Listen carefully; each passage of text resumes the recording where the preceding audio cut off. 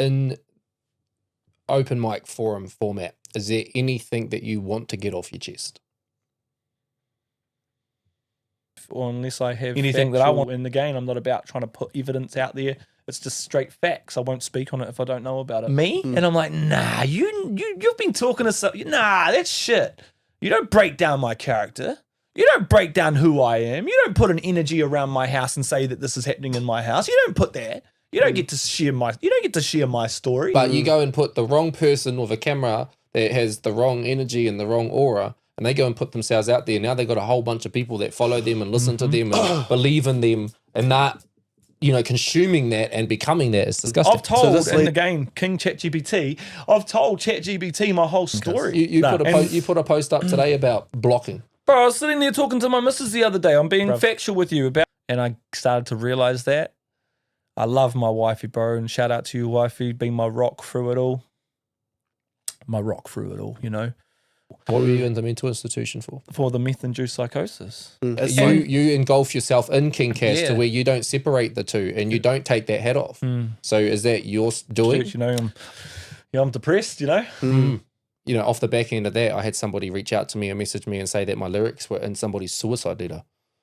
And that's powerful, bro. And that's heavy, Going like this. Like looking back like a little kid, just making sure my mummy was there. And she stayed with me for a week in that mental institution. I had a couple of relapses, of course, This world of social media, we've all got targets on our back and people have been trying to get your bullseye for a minute. Yeah. It's shit, to be honest. Like, mental health is like, everyone's feel like it's just a big gimmick. It's just been taken the piss of. I'm the kind of person that I see that and I don't hold back. I just speak it. Yeah. And I go on Facebook and I say something and I start some shit. He's running around. You don't know. Don't speak on shit you don't know. The Rainbow Dairy. You look at that. It was just a wall with some pictures on it before. Now it's artwork. What? Come suck me. What? Oh, no! Why did you do that? I want to protect myself. I want to protect my family. I want to justify. I want to explain, but because I actually know my own truth inside, and I'm like, why am I fucking putting it out here? Other people that are doing things for the wrong reasons. So everyone knows, and then now people tech that like, that's fucking trash, and like, bro, I'll tell you what that is. And misleading people, misinformation can cause harm.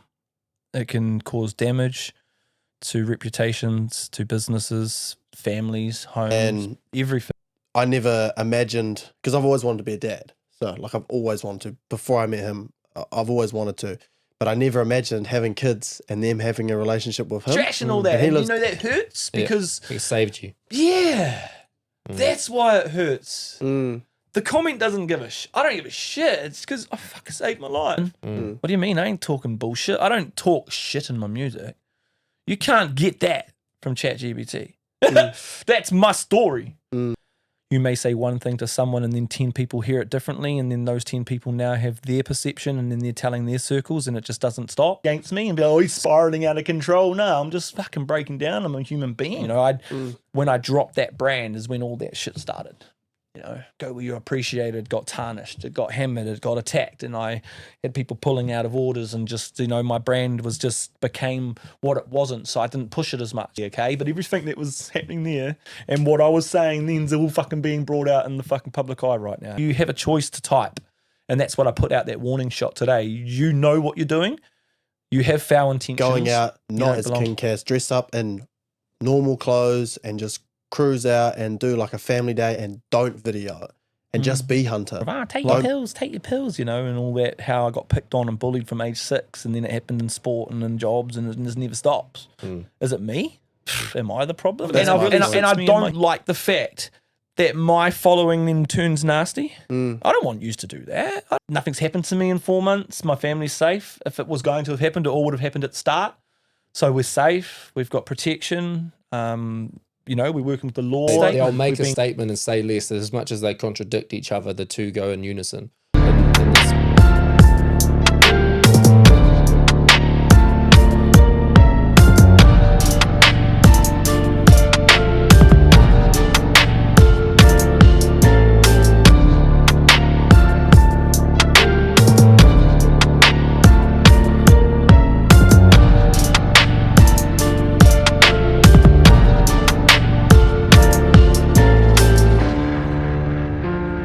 Welcome back to the Making a Statement podcast. This is episode 13. Holy, and I just realized. So yeah, 13 and Halloween. 13 and Halloween, right? Yeah, so anyways, we're back. Making a Statement podcast, episode 13 on Halloween. That has to be lucky. Makingastatement.co.nz. Go and check us out. This is the Making a Statement podcast. We are breaking the stigma. We are having unscripted, unfiltered, uncensored, unedited conversations, live and direct, this time around with my special guest on the left. But before I do, we got Brother E over here. Hi, I'm Ethan. Cuzzy DJ Still TJ on locked our in. ones and twos. Chair. And the man himself, Mr. She. Yo, what up, whānau? How you all going? It's been a while since I've been in this space, but you already know who I am. It's King CA to the double S. Let's get it. Let's get it. And yeah, it's been a minute. How long has it been since we've had you sit in that seat? 2 months? Yeah, it's been a few months, bruv. I think 2-3 months. episode 3. Episode 3, so 3 months maybe. So we'll have to talk about how you've been, where you've been at, what you've been up to. There's been a few exciting things, a few up and downs. Oh, so ups and downs, brother. Life, eh? we'll Life. get into it. But yeah, before we kick us off, mental health, where you at? 1 out of 10. The week that's been. The week that's been. That's what we're putting at this focus at the moment. The question is all around that week that we've been at. Where are we at right now? Mental health, eh? What a word. Crazy. Mind state. Just being an advocate for it, for mental health. And like when I say I'm an advocate for mental health, like I don't fuck around, bro. Like I'll put some money in there. I don't care. Yes, the rangatahi. Yeah. Let's introduce this real quick. Yeah, but So, I was on something then. But 50 cents for every swear word goes into our rangatahi jar. So, We just dropped the 50 first cents. F-bomb in the first 5 minutes, yeah. If that. if that. So before we carry on, But it's not every second word. I owe this some dollars myself. She. It is Dilz, eh? It is Every for me. second word. So is, here's a 50. Wow. Oh no, that's a 10. That's a 10, you cheap cunt. No, it's a 50. And you just owe it now. It's Yeah, I a know. 50. Okay, this is a 50 going into the rangatahi jar. Yeah, and I owe 10, so So- I'll put that in there. Alpha Bay. I'll put that in here. I actually do. You what, owe for 10? Yeah, I do. So before I've got Dills it all. rudely interrupted me, Continue. I'm back. Nah. Yeah, I'm a mental health advocate, and to you know, and when I talk on that, I say that with like boots. I say that with my chest because the work that I've done in New Zealand, you know, nod your head, you know, the work I've done. Yeah, the work I've done in New Zealand. I've fucking put so much work into New Zealand, bro. As a mental health advocate, bro, having our own mental health is shit because we feel like we got no one to talk to because if we do, it gets used against us. We get attacked for it. We get left into a space where we got no one, bro. And, you know, our family homes and our partners are kind of left to pick up the pieces of a man that's depressed or a man that's in a space like that. And I think to say, where am I at right now after coming back? And you're saying after a week, well, we're not, you know, just to talk on this week, it's been shit for me, bro. But I do want to say the minute I came in here and I cracked a fart and had a laugh, I went to straight up. Look at back me, to like, you know, basics. no, it made me feel like I had a spark. Back to basics, eh? And just came in, had a fart, had a laugh, and bro, I feel like a 7 all of a sudden. I was at like a fucking it's $1.50 now. Do I keep track of it? no, No, we 'cause I cover it. Oh, But, okay. but go easy. Go easy, G. Bro, you Go know, easy, I'm not that's- even a cursor. Wallets get hurt. I'm not much of a cursor, but when I curse out of passion and I speak from a space of, bro, ain't no script. I'm not reading nothing. It's all from heart, head. No, not even from my head. It's all heart. And it used to be from the head and then I learned that ego space. Once I learned to drop the ego, then I learned to speak from the heart, bro. And when you speak from the heart, bro, you trigger so much people, G, and not just people in general. I mean, like when you speak from the heart, bro, you make people start to fear themselves because the way that you speak reminds them of something that they possibly could never be because they're too scared to step into that space. So then they attack the person that's trying to be a light for other people. And that's because I'm a mental health advocate. I've done presentations, I've done workshops, I've worked in so many spaces. But as a mental health advocate myself, bro, who have I got to talk to? Because if I talk to they're going to use it against me and be like, oh, he's spiraling out of control. No, I'm just fucking breaking down. I'm a human being. So you're coming here with the very heavy load on the shoulders. Oh, fuck you, One, bro. I'm going to go back and say, don't fart G. You're one to speak. You're like the fart You're king. sitting next to me. It's going to blow this way. You're the fart king, bro. And I came in here, I was like, I'm going to let the negativity out, bro. Is that what it is, Dilz? Yeah, You just got so much must have so negativity, much and that's how you negativity. let it out. Is That's that why how you you're all those positive. comments that come in and you're just Aura. like, It's not. It's not a smell. Aura, G. It's not a smell. No, that's a smell. No, it's an aura. But yeah, I was feeling It's a about you. negative energy aura that I'm dispersing away from me, and that's why it fucking- stings, because it's a smelly attitude. And again, when you know, and a person with confidence will speak like how I speak, but and people mistake confidence for cockiness. And I just want Like to that be line. honest here with you, Fino, is I'm qualified to what I do. Very qualified. I have a certificate in what I do. Bro, you want to see the references that I have, MOG, MOE. I've got references from companies that people wouldn't even never touch. So backtrack though. Backtrack. We're talking about your mental state for the week. As a mental health advocate, You it's were hard. at a 5. No, 3, bro. No, this fuck a 0. You feel like you're coming in here at a 0. Yeah. Okay, and you were sitting there at a 7. Yeah. Now we're peeling the curtains back, and we're going to talk Yeah. about that 0. We're going to talk about that 7. Yeah. Okay. Thank you for being so honest. Oh, 100%. Coming in Make here. a and statement, that's baby. what we want to do is I have hope a it helps conversation. someone else to realize that you can be honest too. And this conversation will be from the heart. Mm-hmm. So welcome again to the Making a Statement podcast. Thanks, brother. Before we get into it, we've got some loaded T-bars I was over going here. to say, I'm thirsty. And we need to have a quick true review to see what we think of these flavors that we got. Sweet. What do you have? I Do can't you even remember. remember your flavour? Nah. Shout out to Lime. the loaded T-bar too. Appreciate you, sis. So I've got Getting lime, behind my boys. lime loaded tea. We'll let our guest in the heat seat start us off. Fuck, it sounds weird hearing guest. That's emotional, but we won't talk about that. Yep, carry on. Sour It watermelon. pisses me off when I hear that word.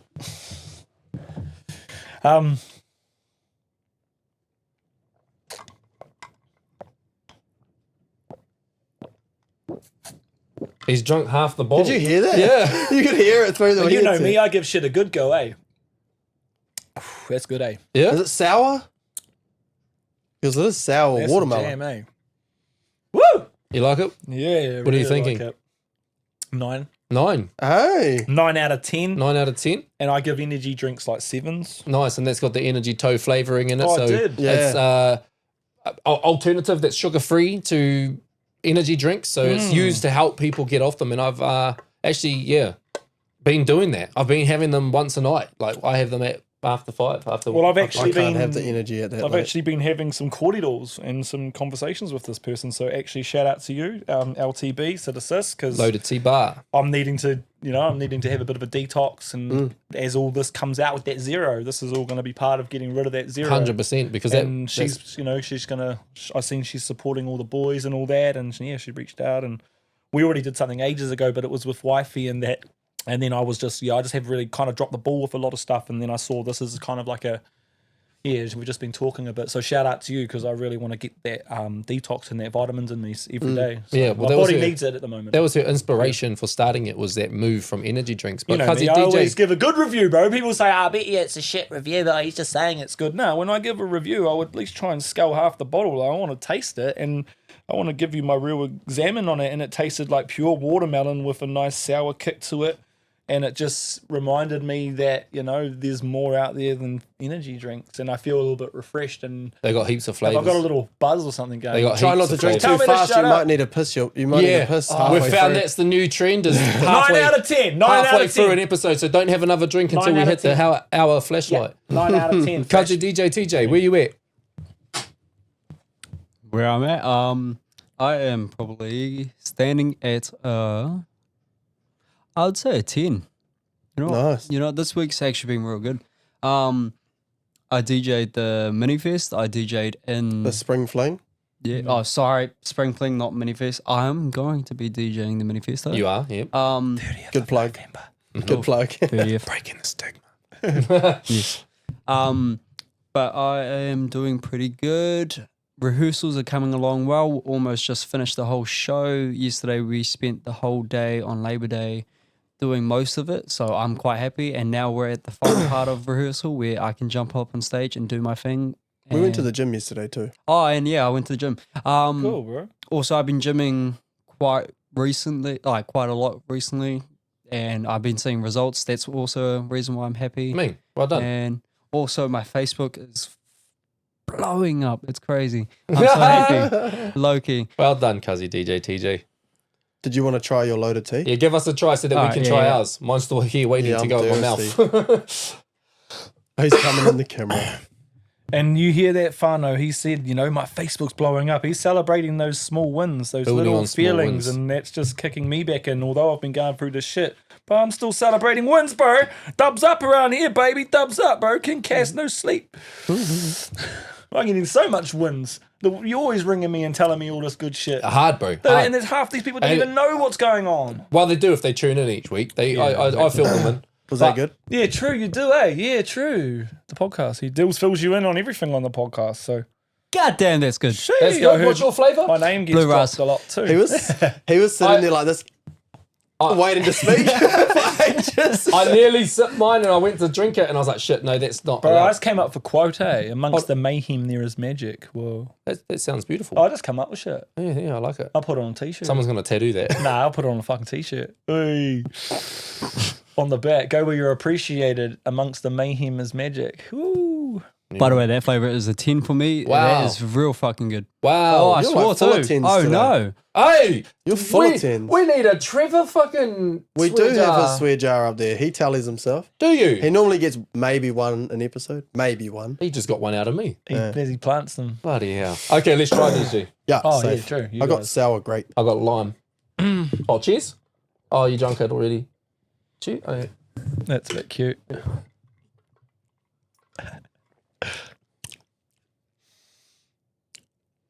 It's sour, Mine tastes definitely like lime. It reminds me of like the lime like a cordial. thrifty. The lime Oh, thrifty. Oh. Mine tastes like a lolly. What's your one again? Sour grape. Oh yeah, I'll have that one next It's week. quite nice. So It's do I not get- my do I- favourite, Do but I it's get nice. to take the cup home? No, Oh, not quite that. Podcasts. Not quite that. Not quite that fancy, G. Close, Go to T-Bar. close. Where's our guest podcast cup set? I Each broke. week. I broke. Oh, the, sorry, He sis. I broke didn't our mean to- first I one. broke the last one. He broke it. We were So trying we to got make a skid out of it. Yeah, Hey, fella, spill the spilled the And then tea. I like- Oh, was that? Yeah, and he bloody broke it. Yeah, nice, boys. Yeah, and then they commented and like, "Did you break it?" I would say Yeah. it's not my favorite flavor, but it's still good. It's still refreshing. I don't know if I like the sourness. True reviews. True reviews. I'll give it a 7. I'll give it a 7. Okay, Nice. I'm gonna have another sip. And while It's he still and while- nice. and while he's sipping, how are you? Oh, Sorry, I'm not the host. No, Sorry, no, I'm thank you. Playing that place. You're allowed to again. ask a question, my G. Oh, okay. That's good. I would say I'm pretty good. I'm getting nervous because we're getting closer and closer to. I'm due getting date? nervous. I'm getting nervous about that. Like, how many like near misses have you had? Oh, we've had to go to the hospital once, but we've had heaps of different little signs and stuff happening, especially over the last few days. So next Friday, so it'll be when this episode comes out, it'll be on Friday, so 5 days from the episode. But yesterday's today's tomorrow. Yeah. I did it in my head this time so that Yeah. no one else had to try to follow your maths. Yeah. So But basically you just 2 weeks. Basically you just 2 even weeks. mathed anyways. Yeah. So you're getting nervous for that. Not overly nervous, but just like hoping that everything goes well and that sort of thing. Like I was excited, and now because it actually is starting to get closer, I'm getting nervous. So, but still excited. So I'd say 8. I'm on an 8. I'm pretty good. So Like, when you said nervous about things not going well, Oh, what's just- the scenarios you imagine in your head in those moments? just you know how like Keita had complications and stuff, just like complications. I just get nervous for that sort of stuff. And you know we have had to have conversations about, you know, obviously don't even want to talk this into existence, but like if something goes wrong, like what decisions to make, you know, that sort of thing. So I've had to have those conversations, which kind of is a bit, makes me more nervous. Nai's a fucking unit. You know, I've seen her push a baby out. She's a champ. So like I have no worry, like, you know, and they said like her body seems to be made for it. The way she carries, she looks like she's not even 9 months pregnant. No, she's she doesn't. 9 months, and everyone says that. And even her midwife's like, oh, you carry the baby so well, that sort of thing. So I'm not overly worried because, like I said, I've seen her do it. She's a fucking champ. So, I see Trev telling me up there. But I still saw that, obviously the conversations still make me a little bit nervous. So yeah, but other than that, no, excited and it's coming along quick. So, Yeah, it is. It is. And I'm going to have my first nephew. Hmm? That's cool. exciting. Hopefully there's no surprises. But We still haven't got a name yet, so I'm going to ask Comment the a chat. name, yeah. I'm going to ask you guys that are watching this. Can you please Run it up. drop a comment chat. of what name or a few names of boy names because we can't fucking think of one. Bro, I can fly them out of my head. Let's do it. go five. 5 names. Yep. Okay, Josiah, No. It sounds like Chisaya. It does. It does. Jeremiah, I like that name. That's on my list. Yeah, okay. Raiden. No. Oh. That's you're using okay. my stepson's names. No, I'm not actually. They were just coming in. Yeah. They're just coming in. Detroit. Detroit. It reminds me of that white Detroit rapper. Diamond off Rhythm and Oh, Flow. and I'm trying to think of cool ones too that are just coming in. And or imagine calling a kid Connection. Oh, I But like spelled a that. cool way. Yeah. Yeah. I dreamt. Oh, let's see. I said yours was going to let them come in. They just came That's in. a cool name for it. Like Whoa. I like For that. sure, he's Connect. I like that because like I like names that have a purpose and a meaning Yes. and a uniqueness and an originality. So Warrior's name Yes. is like the backstory of it, bro. Is we thought we wanted to have a girl, and so I had a sleep and dreamt I was sleeping on the couch on Arohali, and in my dream we had a girl, and I had named her Journey, and I didn't even know where that Which came is from. Layla's That's middle name. powerful. Yeah, and so I had spelt it a certain way, and I think it was like Jurnee. You I just change think, it up a bit, eh? like Rappers from, do that from shit. memory. I think it was something like that, like Journey. And then when we had drive over to I think somewhere with the old man, he was saying, if you have a girl, you should call her Warina. I said, nah, hell no. Zena. Warina, but because his name's Warren. Yeah. So his name's Warren, and he was asked. He said, "If you have a girl, you should name her Warina." I said, "Nah, but I'd name a boy Warrior, like instead of Warina, Warrior." yeah, that's So dope. it was kind of like a namesake for Dad, but then Warrior. I was like, "Wow, that's actually such a strong name. I don't know anyone called Warrior." And then I found a way to do it uniquely, so it was kind of like namesaking to Dad, the WARR. So then the IAH is obviously a different way of doing the ear. Yeah. But then I went out there and looked. There's nobody else out there that I could find in the world that has his name, Jay. And I was like, oh shit, that's cool. That's cool. Yeah, See, so and like, bro, with that, I just had another thing with that name Connection. People be like, oh, because you could call him Con for short. And they'll be like, oh, do you call him Con? Is his name Connor? And you'll be like, nah, what's his name? Connection. They'll be like, whoa. yeah. You'll blow people's Somebody's going to go and minds. tattoo themselves after your quote before and then go name their kid after. So this episode's going to be cool. naming kids and tattooing fucking quotes. It's good though. It's good. But yeah, so Like you say, open conversations. It's good. yeah, that's the story of Warrior's name. Wow. But then his middle name is Shane, which is after my uncle who passed away, and Destiny, which is Arohali's sister that passed away. Deep. So Warrior Shane Destiny is his name. And then Layla adopted my goddaughter, Ethan and Shania's daughter, because his wife's my sister. As you say every fucking Yeah. Her middle name is Journey. Yeah. So it still got used. Still got you. Yeah. Wow. Because I ain't having no more kids. And so, how are you feeling? How am I feeling? I feel like this lime tea is exactly what it is supposed to be, a lime tea.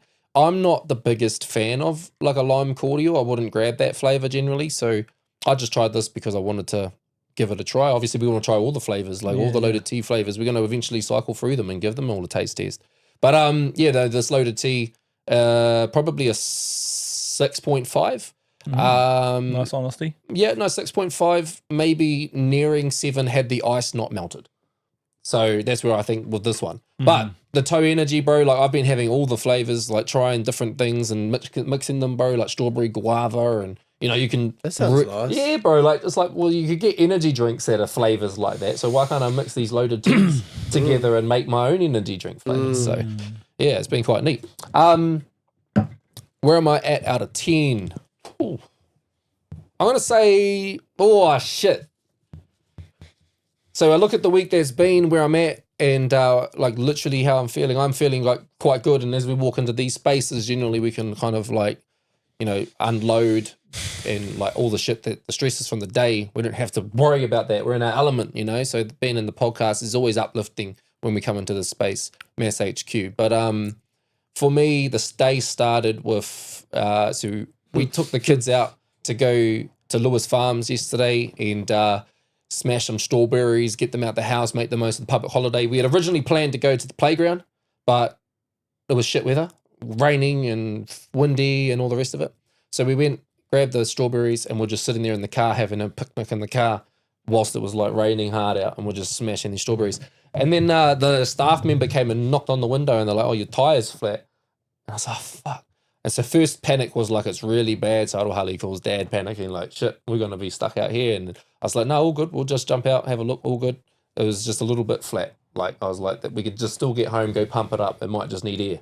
And then we got to this morning, because I knew, I was like, there's a chance that this is going to just deflate again. Did you pump it up on the way home? Yeah. And it went up and then... Yeah. So I put it back up to 35 and got home, and I knew that like if I checked it this morning and it was down again, it would be puncture. Initially though, like it wasn't that bad, and I was just like, hopefully it's just some ears out of the tire and it hasn't been pumped up for a minute. And then I took it in, and they were like, the puncture's in an irreparable spot because it was in the inner side, and so I had to get the whole tire replaced, and that was $440. And so that's how my day started. And then on the same time, bro, like we were trying to get packed up and ready to go to work, and we got both of us working full time now, and the kids need to go to school and go to daycare, and we couldn't find the keys. But Arohali had them earlier in the morning. Oh, yeah. She had them earlier in the morning. Yeah, I saw that. So I was like, she was like, I can't find the keys anywhere. I can't find the keys. And I'm like, shit, like the last time I drove it was like 2 days ago. This is what I did. I'm trying to backtrack my own trip. She's like, no, I had them already this morning. I've just lost them since I had them. We spent an hour looking for the keys. No shit. An hour looking, and we had the kids search partying. Raiden, you're on the bedroom. Sire, you out here doing look in the bathroom, look in the laundry, and we were looking everywhere for these keys, bro. Like, what are we gonna do? This is just stupid. And then I just happened to look in the cutlery drawer, and I opened the drawer, bro, and it was sitting there next to the freaking forks. Do you know who I'm gonna blame for that? Who? Your cat. Why? Don't you? Your cat's Why? a evil cat, bro. Why? Because Tell his me. cat's a little shit. Do you hide He's the like, keys from the cat? Like, nah, but his cat just does so much naughty shit, and he's like, oh, this is the cutest cat ever. And it's actually a little fucker. Like, bro. Can you tell me something? Tell me something that's done. Bro, like you'll put your plate down and you'll be like, oh shit, I forgot my drink. You'll be gone. And the cat will be eating your food when you come back. Bro. And you'll be like, nah, get out. And Because then it'll just keep feeds it coming off back. his plate. Bro, No. It's just behaviour it's learned. It's learned behaviour. This cat baby doesn't do no wrong. Nah, shut up. No wrong. Gee, I've got this reel, and I'm gonna post that, and you're gonna fall in love with I'm going to report it. Fuck off. I think she's Do cute. you not like right? cats? No. She's cute. Like she is. He's and like backtracking. she's like nice, and it's nothing like she's not like doesn't attack you or anything. She's but fun. she That's just the way does so Dilz much is naughty with her. little things. Yeah, Nah, that's how and he Dilz just is. treats his cat like this little He took it on bundle of holiday. joy, and it's just embarrassing. Took it on holiday. I Took it know. on holiday. Yeah, I know he did. It's and not a it just- dog. He not brought a it to chihuahua. the Airbnb, and when he That's showed up with that cat, stereotyping. Okay. You can't stereotype. the same What do you fine. guys think? What Put do in the chat. Is that weird that he took his cat on a holiday? to Hawke's Bay Talks Bay. and brought it to the Airbnb, but don't tell the Airbnb people. Yeah, we didn't tell Plug them in the that. Airbnb. But, I got on the way to Hawke's Bay. The cat's pretty cute though. I got pulled over and had to get the car looked at and that. And then they'd seen that the cat baby was in the middle of the console. And she was like, I'll let you off your fine if I can have your cat. And we we're like thinking, but the cat's worth more than the fine. yeah. Yeah, but just so those that don't know, if you don't follow my page like religiously and see me post nearly every day on my stories about my cat, I call her Cat Darling if she's, She's getting a bit older.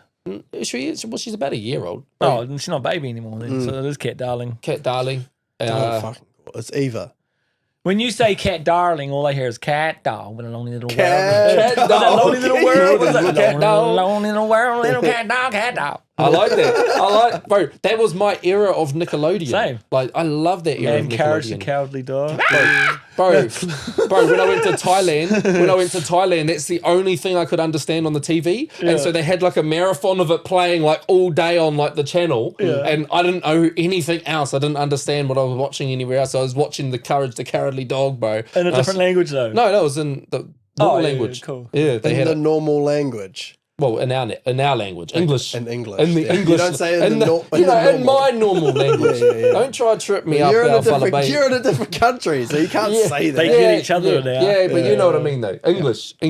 That's the language that I So speak. 0 to 10? 0 to 10. Well, my day started at like, I'm going to say that pissed me off. So I was at about a 5 throughout the morning.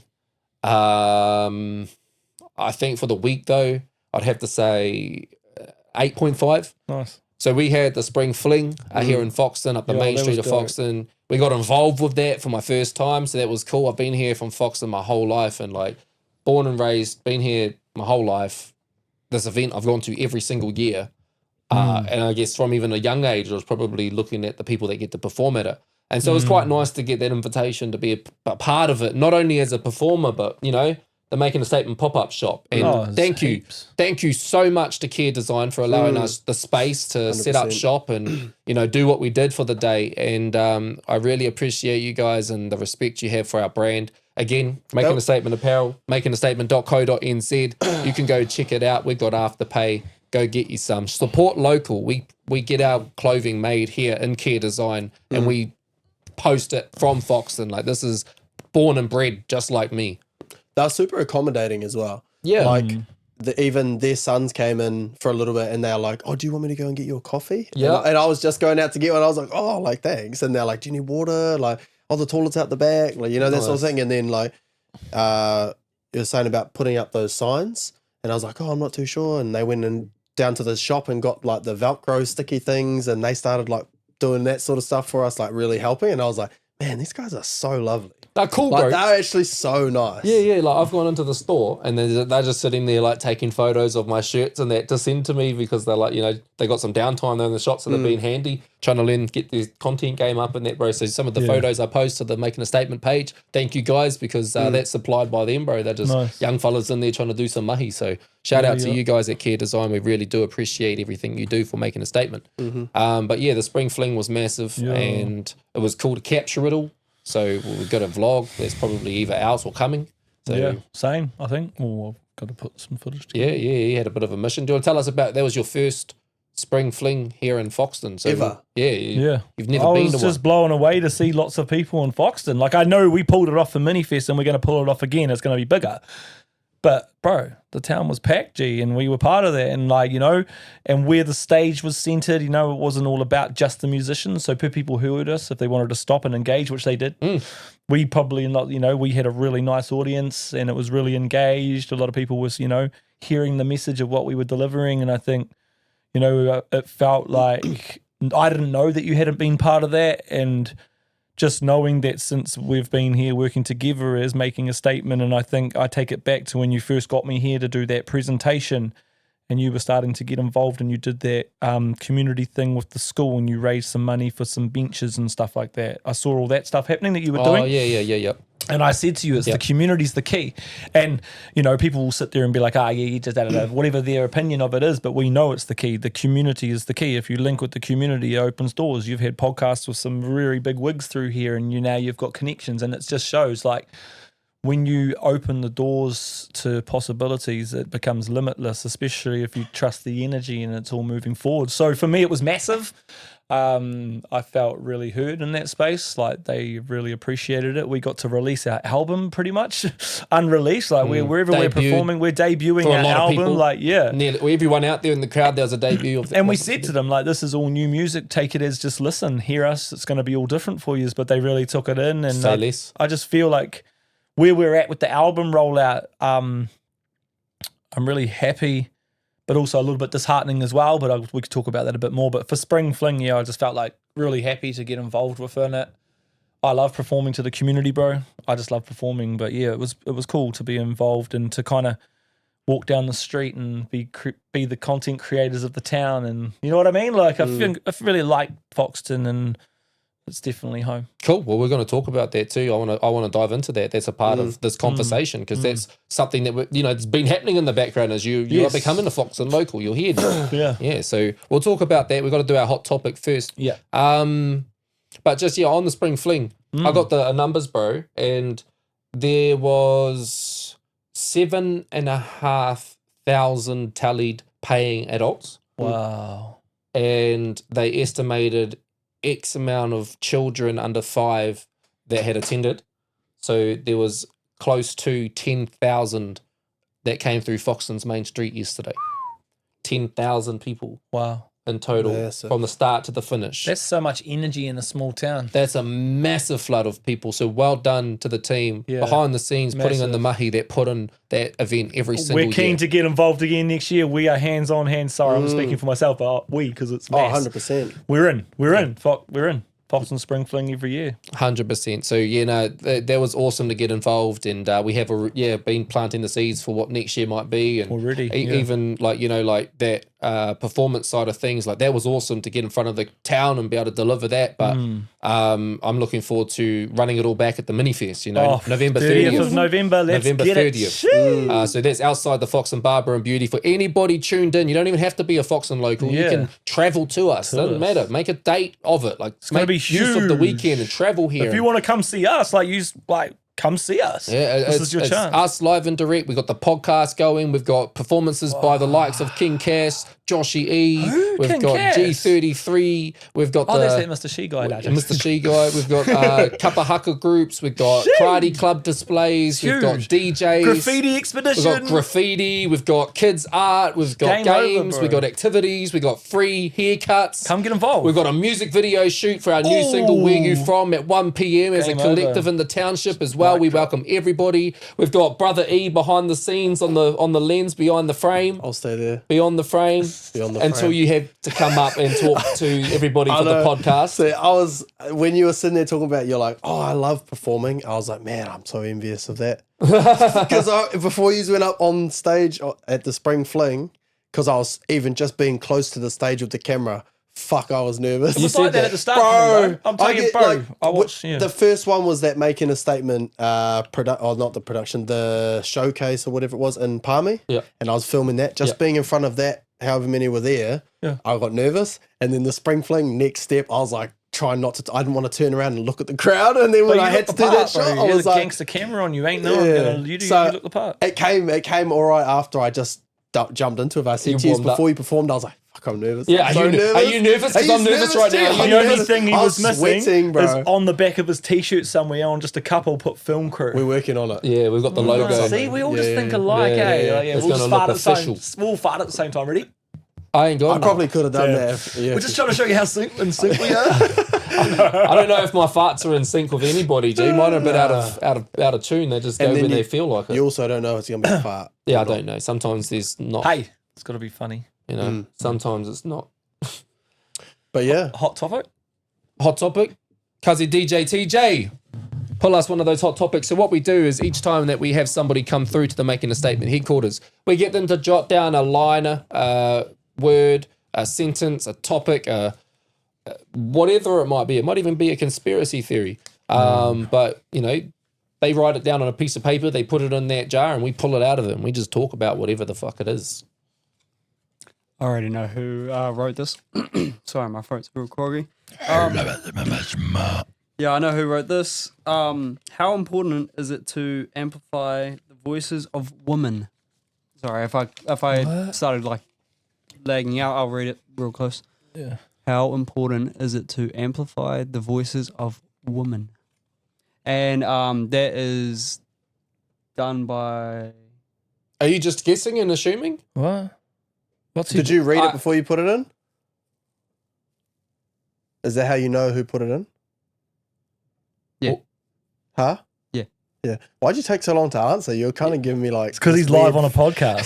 He's scared. Yeah, so what do I think about hesitates. amplifying the voices of women? I would 100% back and support amplifying the voices of the Does right it mean woman. uplifting a woman's voice? Just the woman being heard. Oh, if And they're- I if they're saying the right 100%, shit. I 100% get behind the women that are saying the right thing. Like, 100%. but you go and put the wrong person with a camera that has the wrong energy and the wrong aura, and they go and put themselves out there. Now they've got a whole bunch of people that follow them and listen to them and believe in them, and not, consuming that and becoming that is disgusting. So this leads into something. I saw a video today. Okay, so this is going to be Just a controversial topic right now. Okay. Yeah.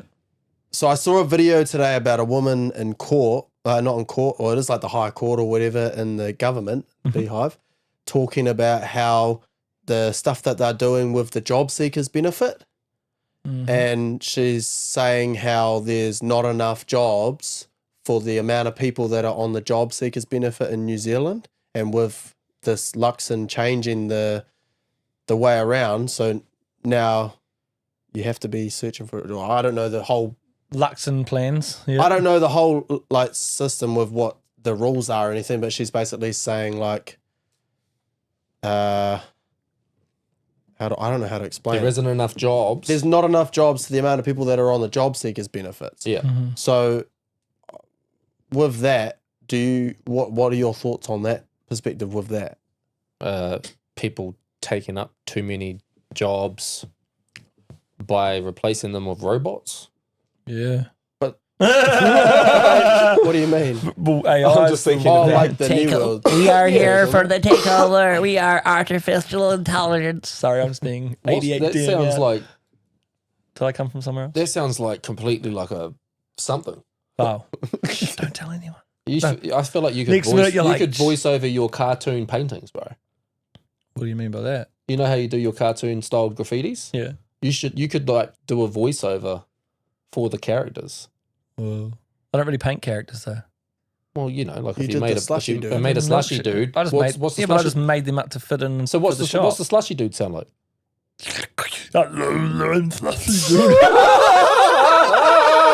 Yeah, you nailed that. Shout out to Rainbow Dairy, G. She got that on the side of your shop, and that's what that voice sounds like from that slushy cup.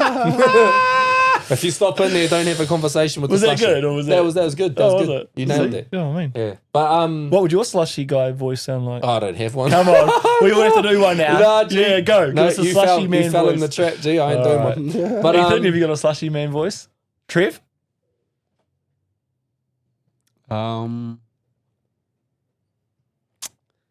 Shit. What? Hold on. Come on, he's an Hold on. actor. That's why I've gone to him. I think I got one. Oh, I think I got one. if he Here we does, go. yeah, Here we go. he will.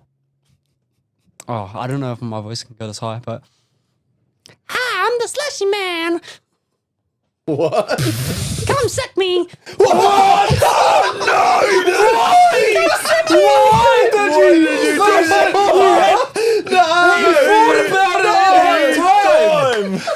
You had time not to do that. I felt the energy of him thinking not to say it. Yeah, I know. And then he said it. No. Why did you my say it? God. I can't wait to watch this. No. Trev, you can't say that. Loaded T-Bar, sponsor him. Oh, LTP. Sip me. Yo, that is hella so. Yeah. See, come on now. You have to do one now. Come on. No, I don't. No, I'm definitely not doing one I after can't that. outdo those. Holy. I'll become the laughing at rather than the laughing And now with. in the comments, give these two shit for not doing the Oh. slushy man noise. That, I don't know. It wasn't really the slushy That slushy- voice. It was what the slushy said. yeah. I think it sounds like those weird ice cream truck drivers. No. I got candy. Cuzzy Trev. No, sip. Oh, sip He me. said Yeah. suck. He said suck me. No, you said sip. Nah. No, he said suck He me. said suck me. He said suck me. Who does I'm that? leaving. Who does that? Suck me. Who does that? Oh god. I Cuzzy thought it was DJ. normal, like a sip me. Like have a sip. No, he went there. That's why I was laughing. He is young, so we'll give him Yeah, that. he went there. Young, dumb, and full of cum. But to go back to the, why are you taking it back That's to a the saying. sucking? No, because it's a saying. Yeah, but it's on the back end of him talking about getting sucked. Yeah, but we were talking about a sippy cup on. Yeah, we need to stop, guys. Cuzzy DJ TJ, you and your uncensored, unfiltered, unedited, unscripted talkings in the corner over there. That's terrible. It's That is terrible. sponsored. Who wants to drink their cups? Any cup sponsors? But yeah, no, going back to that, one thing that I hate is just in the negative space of what gets pushed there in the content world, and then the people out there consuming it. And what I'm like referring to as well is like people can get hooked into their own algorithms. So all they're doing is they're repeating and watching, and because they give something time, they're watching it from start to finish. And now the next time something pops up, that's going to come. And Yeah, I've been same sorts of topics and stuff. Yes, I've been a feed the beast. I've been a victim of that myself. I wouldn't say a victim of that, but I fall into that same You're just category holding yourself accountable. where something comes up and it keeps coming up because I've watched it 100%. And so then I hit that button at the top and I go not interested. Yes. And it's supposed to say is if you don't want to see more content like this, you press that button, right? Yeah. And it says thank you. This has been filtered from your newsfeed or whatever. And does it? And then that same exact person pops straight back up on my newsfeed. Because you're thinking about them, bro. I reckon Nah, they're it's watching because you. Facebook's not doing its job, G. Facebook's not doing its job. It's Big Brother. So I just had to start blocking. And you It's put Big Brother, bro. They're watching, cuz. you put a post up today about blocking. Bro, I was sitting there talking to my missus the other day. I'm being factual with you about king-size beds, bro, and how exciting it would be to be sitting here, and then when Levi comes in for morning snuggles, we can all fit in, and next minute she's scrolling and king-size beds are popping up. So what?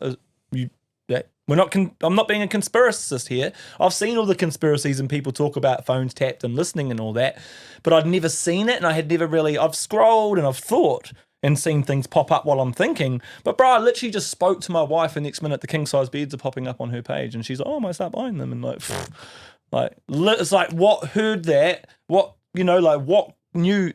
What AI gave you- as a salesman. Yeah, but what gave you the idea in the first place? Did you see a photo and click on it? Did you search it? Did you come across a shop with it for sale and click on it? That was afterwards. I started searching after. But you that might have popped up. unknowingly in the background clicked on something, bro, because the way they do it is But it went on to Wifey's phone. advertise me, but she might have seen it or looked at one and clicked on a bed at some point. But it just comes back down to advertising doesn't follow the page, it follows them, right? What? You've seen that. No, what I was going to say, you remember I was doing the organising for the Portaloos, right? And I was on Google searching hire pool, searching Kennard's Hire, searching, these places. And then I went on my Facebook and it was popping up with ads of that. Yeah, but I wasn't searching it on Facebook. No, but that's cookies. That's how it works. That's what cookies okay, are. Sweet, cookies. Cookies But are- why is my Google cookies So when attached you to my hit- Facebook cookies? Because it's When you hit following accept, you. is that when you hit accept? That's weird. Also, cookies, when you hit accept, it's like accepting to have all what you've accepted with the last accept. It's your information. Every site, every app you download, it's saying you agree to share your information. You're We just go sharing, accept you're to get sharing in. with them your browsing history and your what you're doing on your phone, and then they're using that to who are you? You're this target audience niche, and it's all then done through AI too. It's not no one sitting there doing it manually. there'll be AI machines, yeah. but then they target you manually. So then you know how you go and put a Facebook advertisement out, and you're like, I want to get this niche and this niche. Well, then when they go, I want to get this, and this. I want to get the 40-year-old category that's doing this, and the 20-year-old category that's doing that. Then they sell them their products. Yeah, and again, I'm not a conspiracy theorist, but I do like watching other people's conspiracies. And when I speak on them, I say I watched a conspiracy and I share mine. So I watched a conspiracy, and they were talking about that they're soon looking at implanting ads in our heads while we're sleeping, and Elon Musk is looking at helping big businesses to do this. Therefore, you wake up in the morning and you're like, I feel like a bacon double egg and da-da-da-da, and you go off and get it because it's being planted in your head that night.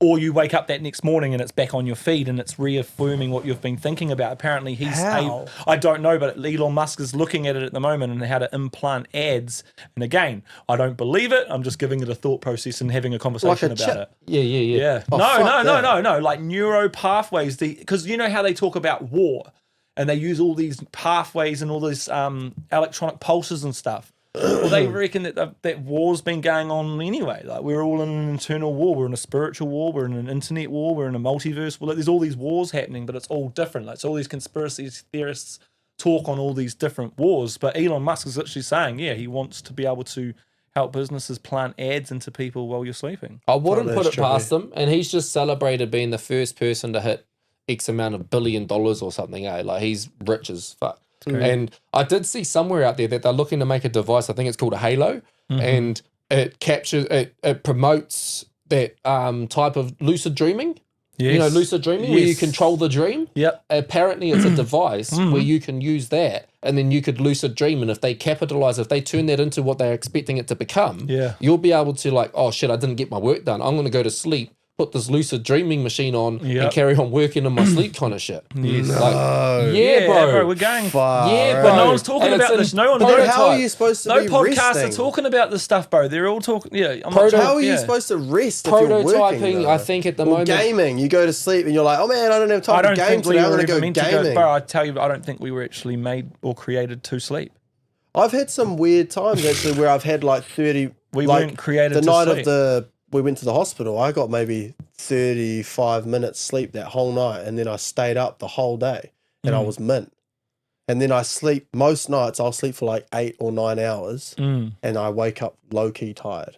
That's You know, backwards. like, yeah, that's weird, eh? And they also say that because obviously I'm talking like you go way, way, way, way back into the ancient day, there was no such thing as a bed. So if they did sleep, they stood up, or they just went like, look, what does a cow do, bro? Cows either sleep standing up, or they just fall over and go to sleep where they are. So hold up. So when you're sleeping on a bed, you're actually not relaxing because the bed is not supporting. Because if I lie down on this ground right now, my bones are in touch because I'm up against a hard surface. So my bones have to react. My muscles now have to condition around my bones because I'm now on a hard surface. Bro, when I'm just lying on a soft bed, they're lazy as, bro. So your muscles are working double time to protect, keep the bones all intact and stuff. So we should So sleep we're on not the even floor. bloody sleeping, really. I mean, there's So we're countries actually that do. They reckon that the bed is the worst place to be. And speaking of depression, is where you end up. Oh, that's yeah. And that's where I've ended up a lot lately, in bed. Me too, but not for depression. And just not 'cause being Naya's able to tired. support that body that you need to support, because that's not the place to go to support, eh? I'm like, and I've been like, damn, I just lie on the ground for 2 hours or something. Did it work? I don't know. I've just been watching things and everything's just popping up. But yeah, I know that this whole came from Hot Topic, and I just want to talk about, advocating for the right woman's voice 100%, just to give my input on it. I will advocate for the right woman's voice 100%. And again, I'll speak on something that I know about, not that I only have partial facts on. I won't share anything. I won't speak on something unless I have truth or unless I have factual. And again, I'm not about trying to put evidence out there. It's just straight facts. I won't speak on it if I don't know about it. Yeah. So I do advocate for the right woman, but I don't. I like what you were saying, that the wrong person gets the camera. They start to mislead the people, and the misinformation happens, and it's dangerous. It's dangerous to careers. It's dangerous to people's beings. It's dangerous to the children that are the children of the people that's happening to. It's dangerous to everything, bro. And I think that's where that there comes down to.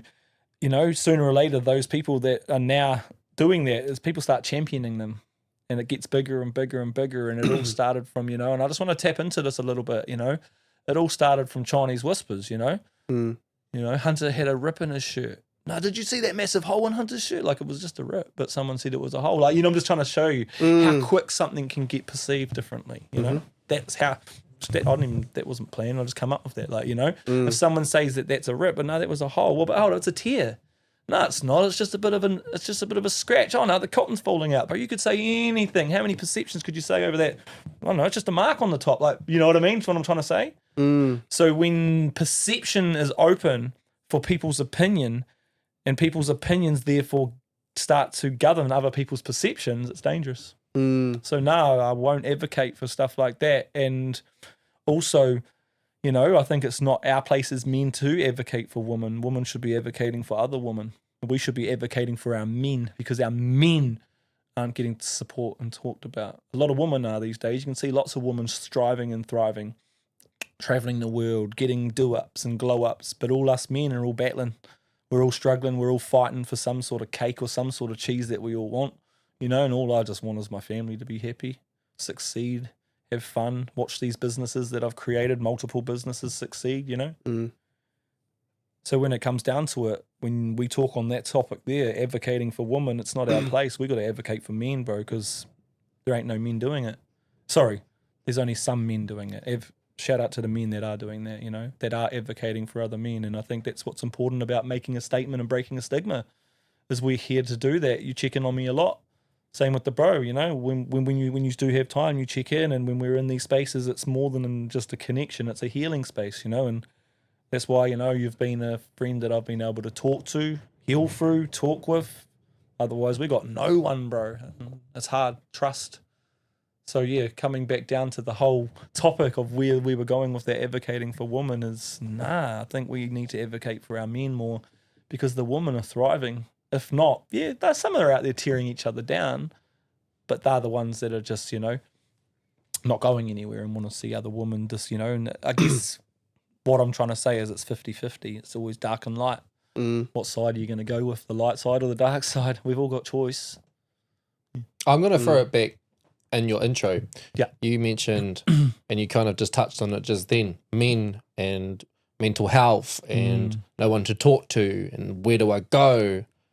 And I can't remember what you referenced at the start. You did say, in this space, who do I have to go to? I'm the mental health advocate. Where do I go? Where do we go? Counsellors. Wouldn't you not? Like, how come that's not something that, as a mental health advocate, that would be a space that you would direct people to go to? Are you, because obviously it's hard to practice what you preach, right? Would you go to a counsellor or a therapist and have those conversations? Been going through counselling for years, bro. So talk on that. And for me, my counselling journey always somehow it just always ends up about King Cass and the movement, not Hunter. Do you think that's because of your talkings? Because I'm going to be real with you straight up. I had to talk to you and be like, bro, like in this space, take the King Cass hat off, you're Hunter. Yeah, and when I'm talking to you, you're Hunter. That's hard. It's You engulf yourself in King Cass to where you don't separate the two and you don't take that hat off. So is that your doing? I think it comes down to when I've been in those spaces with my counsellors, I talk about the trauma. I heal through some of that stuff, talk about resentment and start to go through all that stuff. And then I might mention that I'm going through that at the moment or I'm still going through that in the industry that I'm working in. And then I start talking about the industries and then they hear of who I am and then now they're involved in my page. So now they know about me and now when we're having counselling, I don't feel like I'm counselling little Hunter anymore, okay? So I feel like now King Cass is getting some help, but Hunter needs help, So I'm trying to find the right person. I've been through many and multiple counsellors, and I'm telling you right now, keep updating yourself. I want a knuckle bump for that. Like, update yourself. I'm leveling up. I'm not ashamed. Yeah, I'm on medication. Yeah, I'm in depression. It's all good. As a musician, we go through this shit, I'm in a deep depression right now. I think as a person, you go through that shit. Yeah, and I speak on it because I've fucking always spoken on it. Since 2016, I was the first one speaking on it. I'm sorry, I don't know, but I was one of. You felt like that. Yeah, well, it was. You look back to 2016 when I was first on Facebook, I was just going live, having a cup of tea and telling my story out of just getting out of a mental institution. And all I wanted to do was help people. What were you in the mental institution for? For the meth-induced psychosis. Yeah. And I don't really remember anything more. I can't really remember my childhood. Is that just taking too much meth that from in one go? No. Is that like getting locked in just this constant state of too much meth? Yeah, just to a point. And bro, it's buzzy because it's weird because how people say there's things happen at the right time and things come about at the right time. When that was happening to me, I was deemed crazy, okay? But everything that was happening there and what I was saying then's all fucking being brought out in the fucking public eye right now. Aliens, spaceships, all that shit. But when I was saying it, I was crazy. And I want to say, I told you so. There's aliens. I believe in aliens. Thank you. I believe in aliens. So. I don't believe in lizard people. I told you so. No, far. but the stuff that happened to me, like Dilz, I don't know if you actually realize because in the presentation, I only touch on psychosis, but I want to write a book. I've told, and again, King ChatGPT, I've told ChatGPT my whole story and everything from the start right through because I've had no one to really sit and share that with. And it's like, you want me to create a book? Do you want me to do all this? I'm like, no, I've just got it all in here now. And when I'm ready, I'll come back and decipher the story from it, Because AI is a space where you can speak into and use it as a tool. Yeah, use it as a tool. So the book's bro. And I'm telling you right now, it's crazy because where were we going? What were we talking about? Sorry? I did that before. It's just my ADHD. Yeah, no, I did it before as well. That's why I got stuck. You were talking about writing a book with AI? No, you just talk psychosis. So psychosis. Yeah. So meth-induced psychosis to me, right? And I've studied it and now I talk on it and all that. And it's just heightened. You obviously, there's aggression. There's all these different levels of it, right? And there's four main things that they talk about. And it's either heart seizure problems, death, what did they? There was a couple of other things, but there's two that they missed out, and they're the two that I promote, and that's jail and institutions, because meth will lead you to a jail or an institution, and I ended up in the institution. So I was arrested plenty of times while I was on meth, and I was telling the cops what I was up to out there searching for spaceships. I told them that there were spaceships hidden all around Christchurch. I knew where they were. I had the code and the keys to unlock them. Bro, this is what psychosis of meth did to me. Was it just because you're on? So what led you to the psychosis? Was it like a bender? Must have been on Were you good just shit. on it for a while? Must have been good shit. I don't Can't know. say I'm shit trying to like that. understand too. No, well, I'm going to say this because there's this new thing coming out, and it's called the Meth Bible, if you want to look into it. And it's, bro, people are coming out sharing their experiences, and what they're trying to say is that once you've had enough of it, enough of meth, and you've got yourself to the veil, you can either take yourself back, go to sleep, or you can keep going through the veil. And I didn't. I just kept going, and I probably tried to kill myself. Fuck, the wrong word. I probably tried to unalive myself. See, I'm a mental health advocate, and I'm saying the wrong words because but anyway, sorry for saying that word. I tried to unalive myself probably over a dozen times. I can't even think back because the situations that I took myself into were dangerous. I tried to jump in front of trains thinking Hogwarts were coming to take me to 9.14. Like, bro, every single movie I'd watched as a kid was starting to come out. And this is what this Meth Bible's talking about now, that all these people all around the world, bro, and I'm in the comment section, ring me or fucking, I don't know, message me. I've got a story, you know, I've been through this too. I'm in a little small town. No one else, and I just want to reach out. If you've been through psychosis and you've had the same thing happen where aliens have tried to like come to you and you've had people chasing you in white vans and you've been like wondering what the hell's happened and you've said all these coincidence experiences and you don't know what's going on and you've been through that stuff, comment in the chat because you're not alone. There's people like me that have a voice and we've been tried to be shut down, bro, because what happened to me was scary, bro. Like, I had people following me in white vans up the hills in Christchurch. Did the people in the white vans go behind you saying, "Suck me"? No, this is serious talk, bro. No, no, bro. I And people say that in this Bible, there's all these people coming forward. Yes, the white vans. They had the white vans as well. And we're talking about, is it a veil? Were we seeing these white vans, or were we on a mission and we were doing something? And people like, if there are people that like. They take it back to Hitler, bro. Hitler was the first person to introduce methamphetamine to his soldiers because then they could remotely do things. They could sit there and remotely review other areas of different. I don't know, like if you know what remote viewing is, like, bro. I don't know if that's a fact. I don't know if that's actual factual. If he was the first person to. Well, not the first. It. So yeah, well, this is, yeah. So anyway, he was introducing meth to his soldiers so that they weren't sleeping at night. They were on alert. That would be an expensive exercise. And yeah, well, I don't know how that or what that was about, but you know. And then as a kid, bro, bunch of crack. Yeah, but then as a kid, I was fed up on it, bro. I was fed up on Ritalin, full of the amphetamine. That's what methamphetamine. It's in it. Is that what's in Ritalin? Yeah, 100% amphetamine. Oh, well, that's how they cook meth and stuff like that with like supplies from a chemist and shit, right? But Ritalin is amphetamine. So that's where it gets its name, methamphetamine. So the phetamine and the phetamine are the two binders. So anyone, and you'll relate to it if you've been through it, most people that have been through meth addiction and come out are either neurodiversity people that have like myself, ADHD, autistic people, or people that have also been through childhood trauma. So meth is like it attaches to these sorts of people, and we start to think, oh, we're all good with it. We can eat on it. We're all good until what happened to me. Next minute, I'm in a mental institution for 2 weeks, you know, and I'm begging. I don't know how to get out of there, and music saved my life in there. And I carried on making fucking music when I got out of there, and I haven't stopped. That's massive. And people attack it. Your music's trash and all that, and you know that hurts because it saved you. Yeah, that's why it hurts. The comment doesn't give a I don't give a shit. It's because I fucking saved my life. You know, music saved my life, and all I've wanted to do, is use music as a tool to help other people. And I said that to the doctors. So listen, bro. I said that shit. I said to the doctors, bro. I said, man, I just want to get out of here and help people. And I promise I'm going to use the music and I'm going to teach people the right way and I'm going to try and I'm just going to help people and connect. And bro, I just got attacked.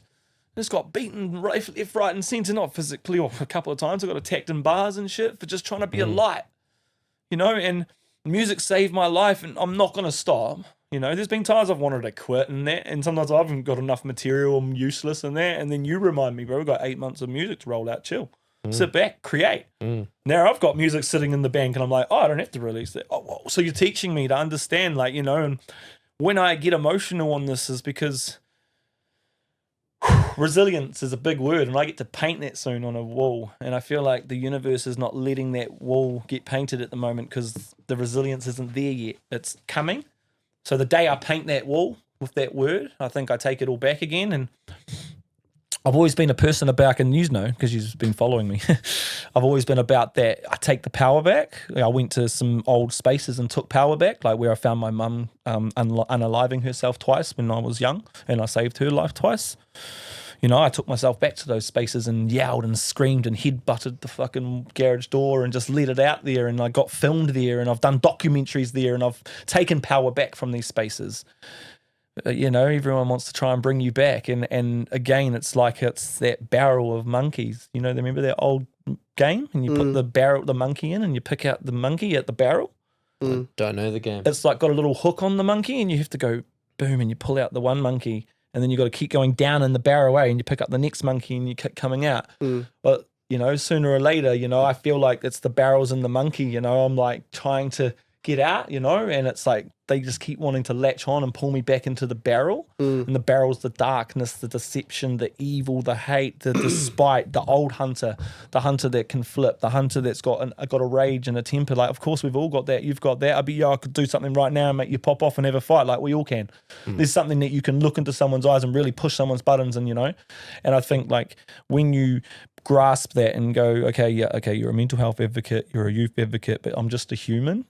And now I'm sitting back and going like, okay, the universe is molding me for massive things. And I'm getting it all the time, like spiritual people messaging me saying, just hold fire.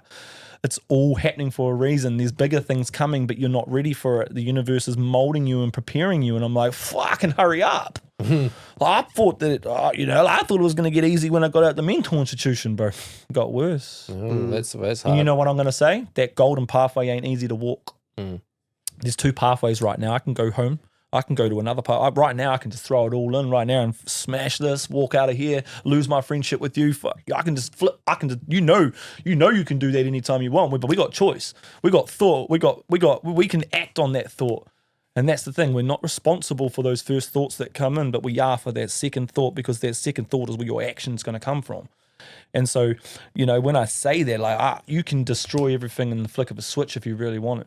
Everything that's been handed to you, you know, and when you've got other things out there that are orchestrating, and other people and other connections and people that don't want to see you succeed, and your comment section and people just really rubbishing your being, and when you're feeling like that, then you 100% take that on, you know. And I think, you know, when we go back to what we were kind of like talking about, is that it's shit, to be honest. Like, mental health is like, everyone's feel like it's just a big gimmick. It's just been taken the piss of when it's really a serious matter. And, you know, I just want to, I guess I'm going through this shit to speak on it. Yep. So that I can help someone else. Yeah. I'm gonna go back into that space, and I want to talk more on that, because that's what we're here to talk about, is what you've been up to and where we are now. Before I do, though, I take it back to your mental institution, your getting locked up, meth-induced psychosis.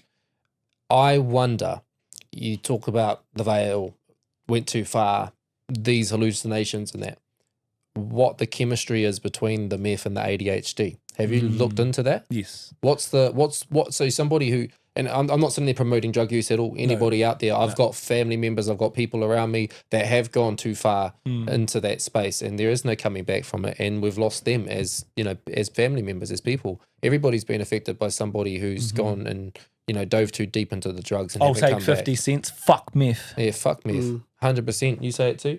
Yeah, fuck meth. Say it over there because you did Before CJ. Fuck meth. When you were talking before about the alien path and this sort of stuff, I was going to say, it sounded almost like you were saying, guys, if you do this, you're going to get to see aliens. Like, that's what it sounded. And I was actually going to say, I was hoping you were going to wrap it back around to what you just drugs. about fuck meth. Because when you were saying it, I was sitting there thinking, It sounds like you're saying we should do it so we can see aliens. No. But then when you read the background, I was like, oh, yeah, so... So everybody's psychosis is different. So someone could be angry psychosis and they smash up their whole house, their partner and everything, and end up in jail. Yeah, but I wasn't. I was on a journey out looking for spaceships and trying to find gold. Gold was a very, very conductor. So gold conducts energy. I think I was just looking for myself the whole time. And I didn't find myself till I was in that mental institution. So did you like hallucinate on it? Bro, what do you mean? I don't know whether was it, whatever, Truman Show, bro. Have you watched it? No. Yeah, I love that movie. I even went to get the boat, bro. I had a boat out at the water and I was ready to hop on the boat to go out to this horizon. Like, bro, I'd been on the journey. I walked the yellow brick road, bro. Yeah. Literally, I walked out to the Burnham Army camp and told them that there were spaceships under there and that I was there to start them, and all I got was arrested and taken in a paddy wagon, and then I was in the back in the paddy wagon and I thought I was in the spaceship again. I think if you walked up to me on the side of the street and said again, that, I was in call the meth-induced police. psychosis. So all this stuff, Fano, when you're listening and you're listening on a podcast and your first time listening into me, I went through meth-induced psychosis. So I had psychosis to methamphetamine, and Dilz kind of asked like what it looked like, and I think, to be honest, I was on a 5-month journey and arrested 3 times through that. So the system's pretty shit. It probably could have got me a lot more help quicker. I was telling the police what I was doing, and that I even said to the police, like, you know, you've probably got gold hidden at your house and you're corrupt. Like, I was picking them apart. But they hear shit like that probably every day from everyone in the back of the car. Do you want to go take a phone call? And I'm like, yeah. And I ring 0800 666 and I'm talking to the devil. And they're not even bothered to put me in a mental institution. They're like, we'll just drop you off at your mate's house and all your mums and like, you know, and I just want to say, like, you know, when I was in that mental institution, it didn't magically just end up there. The universe made all these scenarios, and this last night of this magical, crazy spiritual night ended up putting me in front of my mum's doorstep. Can you... Last night, I call it. Just speaking from, because I've not been on that. I haven't really seen anybody on meth or anything before. But if there are people out there that know people are on that, or if you know that somebody's on there, is there like something you can call or people you can alert that will help them, that can help them? You know, like can you get people like put into the mental institution or like rehabs or something like that? So to be honest, I think it takes 3 people to get you in, but don't quote me on that. Put it in the chat if you know the statistics. But what your question was more on was my brain. So like rehabs. Yeah, so can you call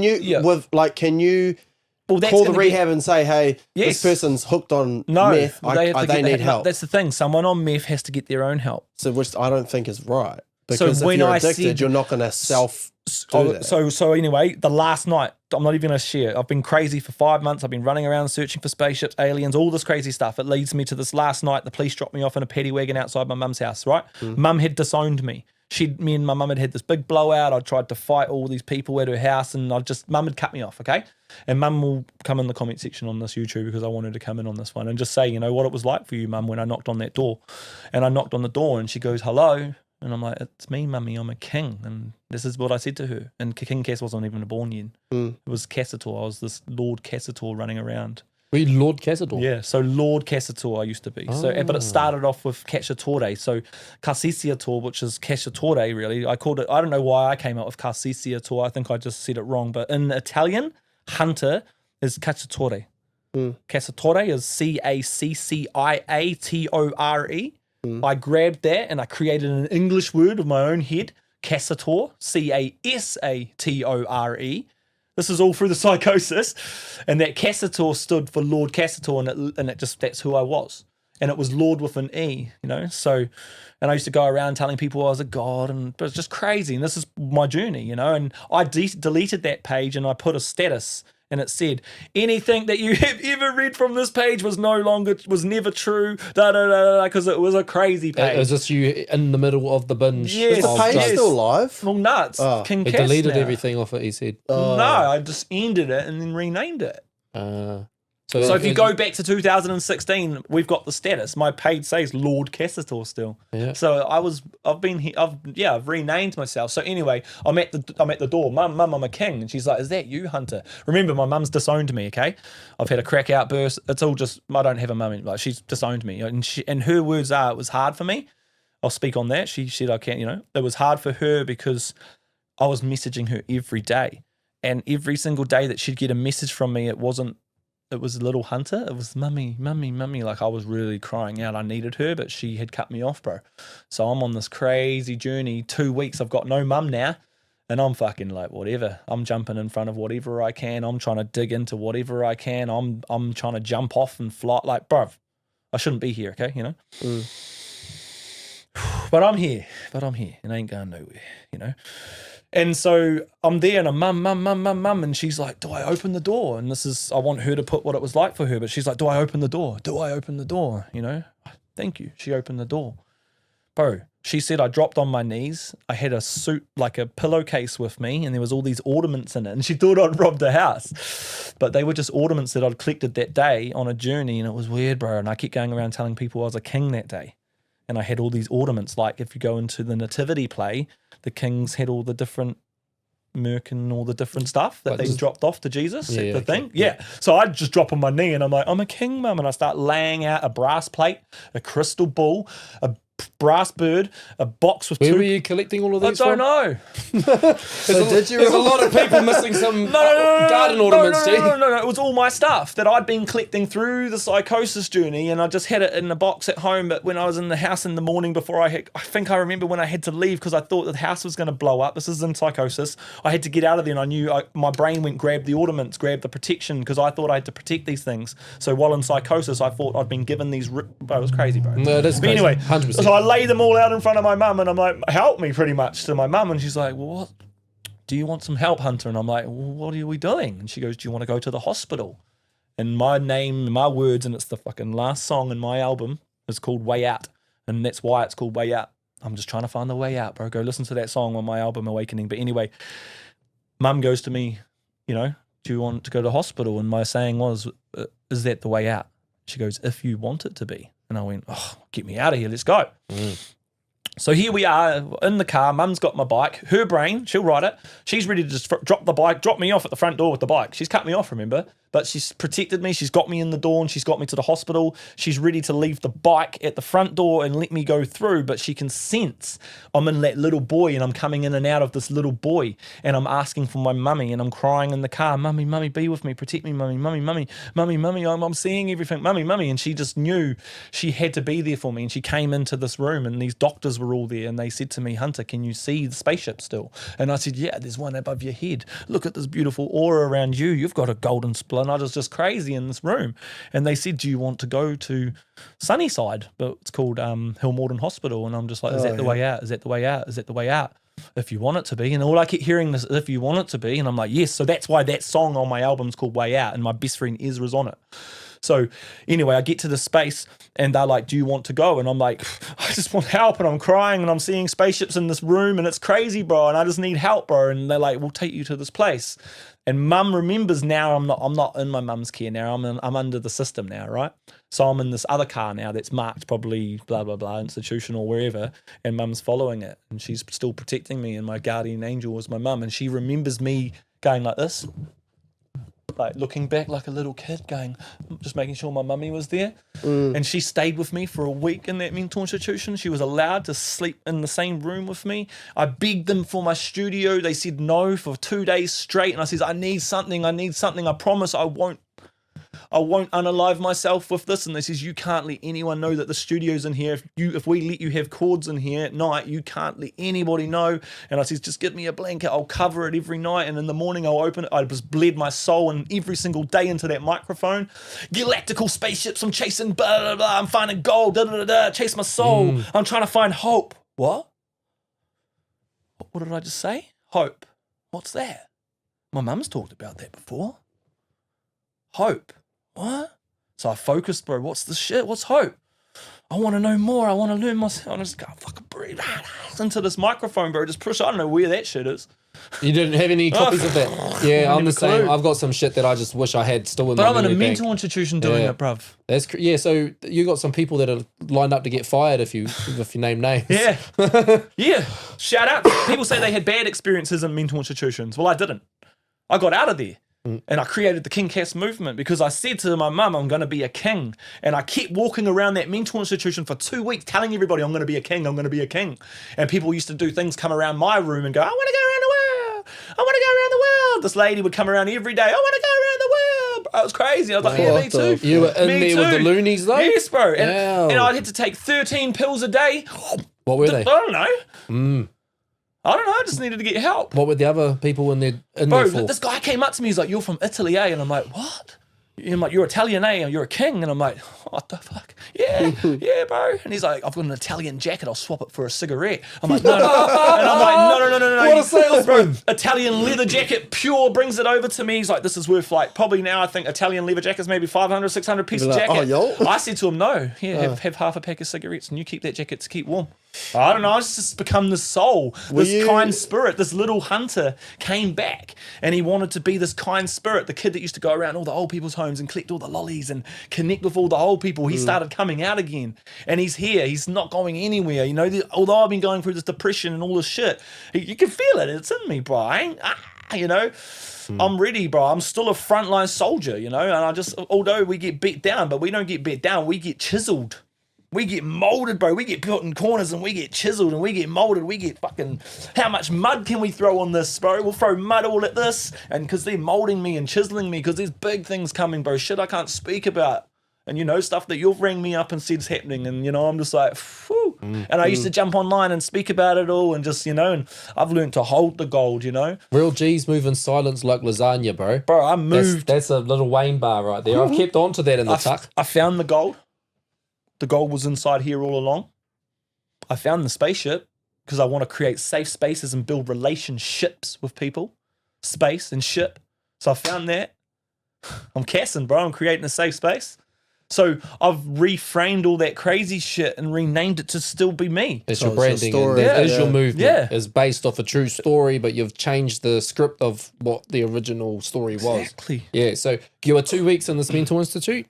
You were in there for doing meth. Yep. You're now on the back end. You're out of that mental institute. You've named yourself King Cass by that point because Yeah. whilst you're in there, you're going in there saying I'm a king, and you come Yeah. out of there as King Cass. Yes. Have you touched meth since then? No. Oh, sorry. I had a couple of relapses at the start. Okay. Yeah, right at the start. How long Right, ago yeah. was this? 2000 and well, it's 2015, 2016. Oh yeah. So that's a decade basically Yeah. ago. That's a long time ago. That all that was happening. So, but like I say, when I first got out of that mental institution, yeah, I had a couple of relapses, of course, you know, and I hold myself accountable for that, you know. So how did you make that final decision to not touch it? What happened? I went to someone's house and we were hanging out, and they sold the dream and says the bro's coming over and we're gonna get high, like we're gonna get high this time, and there's heaps, it's all coming over, and it was just rubbish. And I went home feeling real grimy and grotty, and woke up that next day, and well, I didn't really sleep. I kind of just stayed awake in this grimy grot, and then that next day I just went, that's it. I'm never touching this shit again, and not going to put myself in those circles again to be involved in that. Nice. So you So removed yourself I from. lost heaps of people, bro. Yeah, but you had to. They were people you had and to. they're all the haters today. The other people you had to remove so that you could become the you that you are right They're now. all the ones that say you're still on crack today. We saw him in the crack house last week. Oh, true, but he lives up north now. Like, you know. So it's just come with me. So when you heal, people get triggered because you're like, I'm all healed. I never said I'm healed. I'm healing. And I will always be on this healing journey. And this is my saying, and I love it. I will never be healed, but I will forever heal. Come with me. Because I will never be healed. It's an ongoing, it's like a football match. It's ongoing. It's ongoing. It reminds me of something I said to Nai today. I did a post, it was our 5-year anniversary, and we were just talking about how far we've come and that sort of thing. Congratulations. Thank you. Yeah. How far we've come, just because, you know, relationships have ups and downs and that sort of thing.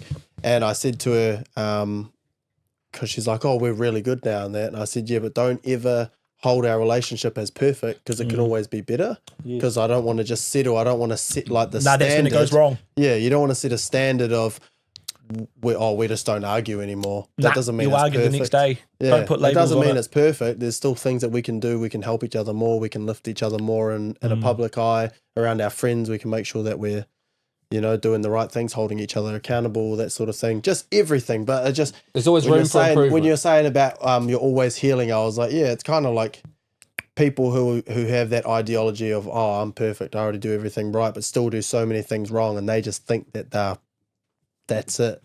But no matter what, you should always be trying to make yourself better. So always look at anything that you do and be like, I think I could probably do something better about that. Or even a conversation you have with someone, look at the conversation and be like, I think I could probably have that conversation better next time. You know what I mean? It's self-reflection. If you don't do that, you're not going to grow. Do you know how hard it was, shaking even thinking about it, to pick up a phone and say, yeah, g'day, can I make a doctor's appointment, please? With and the doctor rings you or whatever, because it's on the phone. I'm still talking to my doctor in Christchurch. I'm depressed. What do I'm a bit depressed, and I feel like I need something for that. I'm reaching out, and then I'm on medication. Do you get nervous taking medication after being? Is it okay if I say a drug addict? Well, I don't think I was a drug addict because, bro, like when the meth was around, I loved my weed. Back then, I just loved my weed more, and I think that's where I think with just the meth thing, I just took it too far, and because I had supply and I just smoked my supply, and I was still I was in that game, and I was maybe sent on that journey to come and speak, to heal other people and help other people heal on the journey, because I know there's people watching this now that have got people probably in psychosis. If you've got people that are smoking meth and talking about people following them and things like that, this is really happening in their perception. It's not, it may not be a reality, but it's still a perception. It's still a veil. It's still happening to that person. You spoke about all of this from that first person perspective of I was there looking at the spaceship. And I respect that because you believed it at that time. That point in time, your actions led to that moment. Yeah. And that's a part of your history. Well, it was 5 months of it. Yeah. And feeding the beast too. And then also the people in the circles I'd hang out with would feed it. Yeah, bro, you're onto something, bro, and they'd feed it. So you'd have a puff, and then old Johnny Bob or whatever would say,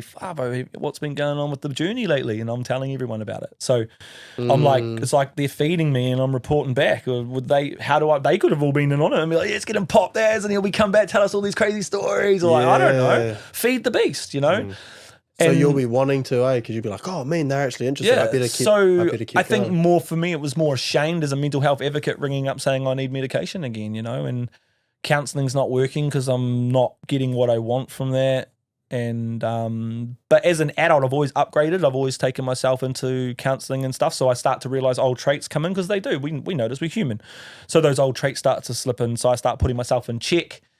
But, when you've got a lot going on, sometimes you don't even have the capacity to put yourself in check anymore. So you just put yourself in a hole, And I feel like that's where I was getting myself in this hole, and so much gold happening, so much good happening, but just so, like, I get a creative spark and I'm in the garage and I'm pumping out canvases, and then the next day I'm in bed and then I'm just like, and I'm just going through this depression state, and then musicians are popping up that have been in depression and killed themselves and stuff like that. And I'm like, whoa, this is all just, this is just a reminder you're here for a reason, and these musicians weren't strong enough. Again, I want to separate yourself from a musician though. You're a person. Yeah, I'm a person. You look at yes. You're not that. This is what part of what I you hate do. how the media put that out there, eh? Like this musician, like this human was going through some stuff and they took their life. Yeah. I mean, that's like what you're talking about just then, though. Like, you are a human, a person looking at these things, and people. We have emotions, we have down times, and you've gone through a lot. And as soon as you show emotion, it allows someone to pick again. And I think what I don't like is, like I was talking to you earlier, is that you work so hard on yourself, right? You run 3 businesses. You're starting to make money in these 3 spaces you're moving in. And someone comes and comments, get off Facebook and go get a job, Fuck, I need Facebook, mate. I need the platform, bruv, because I've got people that need to see the content, bruv. Because that's your Oh, job. you're posting too much. Bruv, do you want to see my insights? Do you know Facebook tells me what to do each week, and I listen to Facebook and I work for Facebook. Facebook is a job. You can relate to that, correct? We have insights. I've been actually teaching. Shout out DJ TJ. He's nodding because he knows. I was showing him earlier about his insights and his professional dashboard.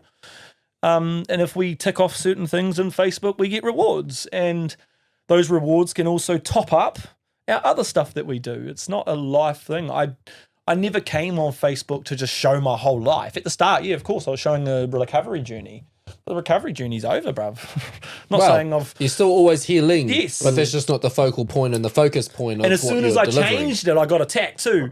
Oh, what? I thought this was about methamphetamine, blah, blah, blah. So as soon as you make any shift or any alter that doesn't align with someone else's perception, they'll attack you. And I'm learning, and I know that happens all day, left, right, and centre, but it sucks. Like, the world that we live in today is nasty. And I feel like, you've put yourself out into a space and people were like, but you choose to put yourself out here. I'm like, of course I do, but I'm also a free speech. Do not know what it says before you type into Facebook what's on your mind.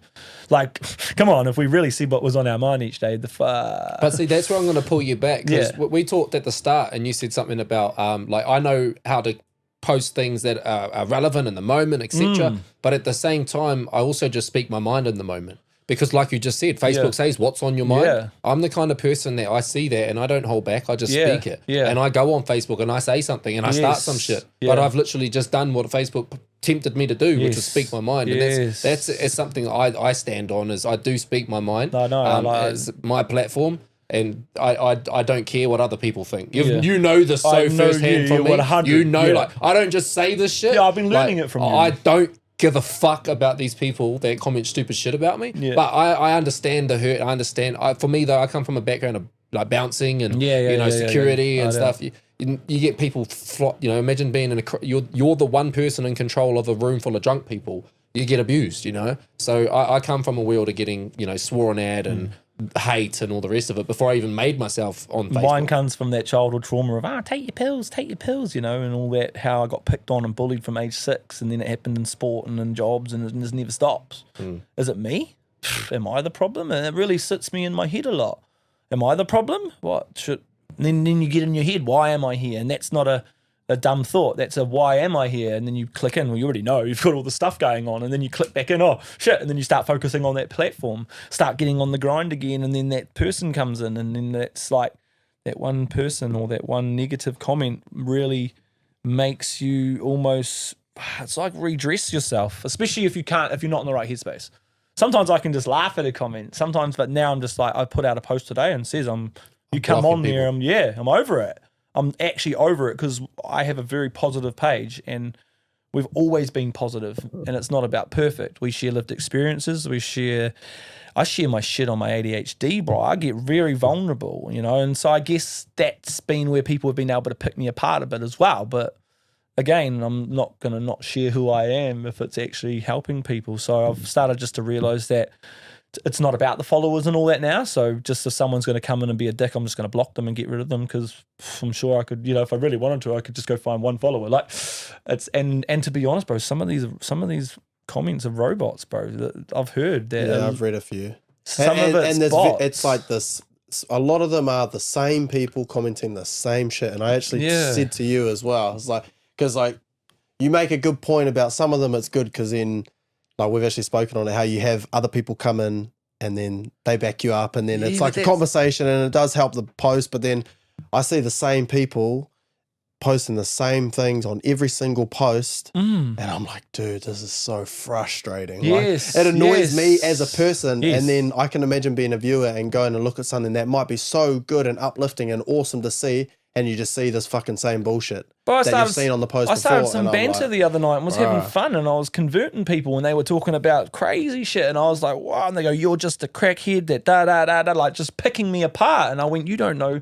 And I'm answering these people. Why am I even answering these people? Like, who? I could be talking to a robot. Just get rid of them. Yeah, so I don't like the fact that my following then turns nasty. I don't want you to do that. I don't want you to have to come in and tell this person that they're a piece of shit and they've got no job and that they look at what they are, because now my following's attacking this person. I don't want anyone to attack anyone.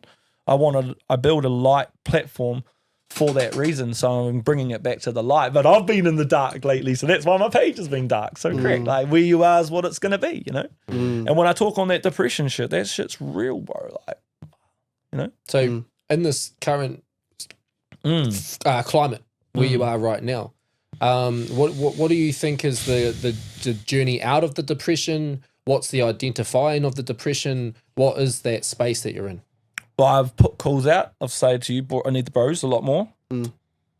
I've said to my wifey, I want Mass at the forefront of everything we're doing, as well as Cass. Like Cass and Mass, it all kind of works well, Buzzy. Good ring to it. You know, and obviously I've got my own content. I've got everything that I'm doing, but you know, I'm a Mass member. I'm not just a Mass member. I'm a signed artist, and what I was trying to talk on earlier, you can see me playing with my ring because it's nervous. Yeah, bro, I used to be a host here. I'm a guest tonight, and it's been quite hard. You know, it was like the first 3 weeks, bro. You know, we were pumping G, and then that slump hit, you know, and just all that shit happened, and just all that draining energy, and I wasn't able to mentally commit to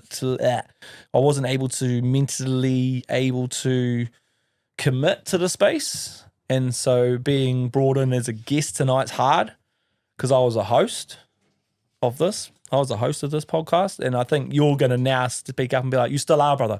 You know, like... I'm waiting for you to talk about the depression, because that's all part and parcel of it, you know? You know, and so I've been feeling, been feeling really depressed lately, and that I'm not part of the team, and when really I'm actually, you've said, hurry up and grab the banner and go, bro. Like, you know, so...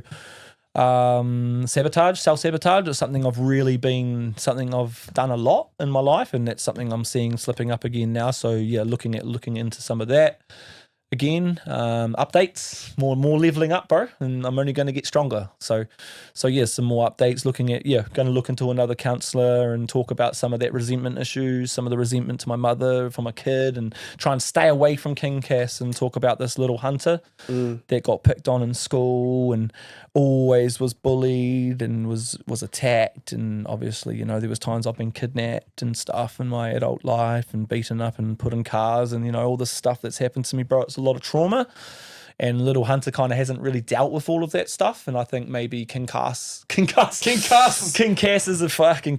a bit of a mask to block out some of that.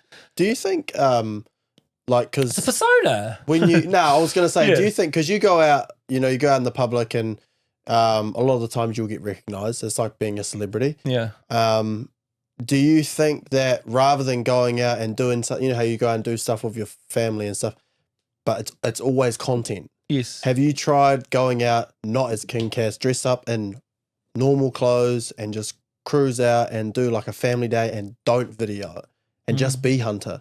Don't be King Cass. You know, like actually go out and live. Because you know, you're like, I notice it, and like I'm starting to do it as well. We go out and I'm like, I better get photos here and this and this. And then I'm like, man, I'm like an NPC. The kids pick up on it. NPC. I'm like NPC straight up. I'm just starting to do this. And then it's like, well, actually, no, I'll just not worry about it. And then afterwards, I'm like, man, I probably could have posted that, but you know what? Fuck it. Like, so just so you guys know, how I do my food reviews. Okay, so the brand or whatever I'm working with, or if I'm buying a feed, however it's happening, it's still a food review.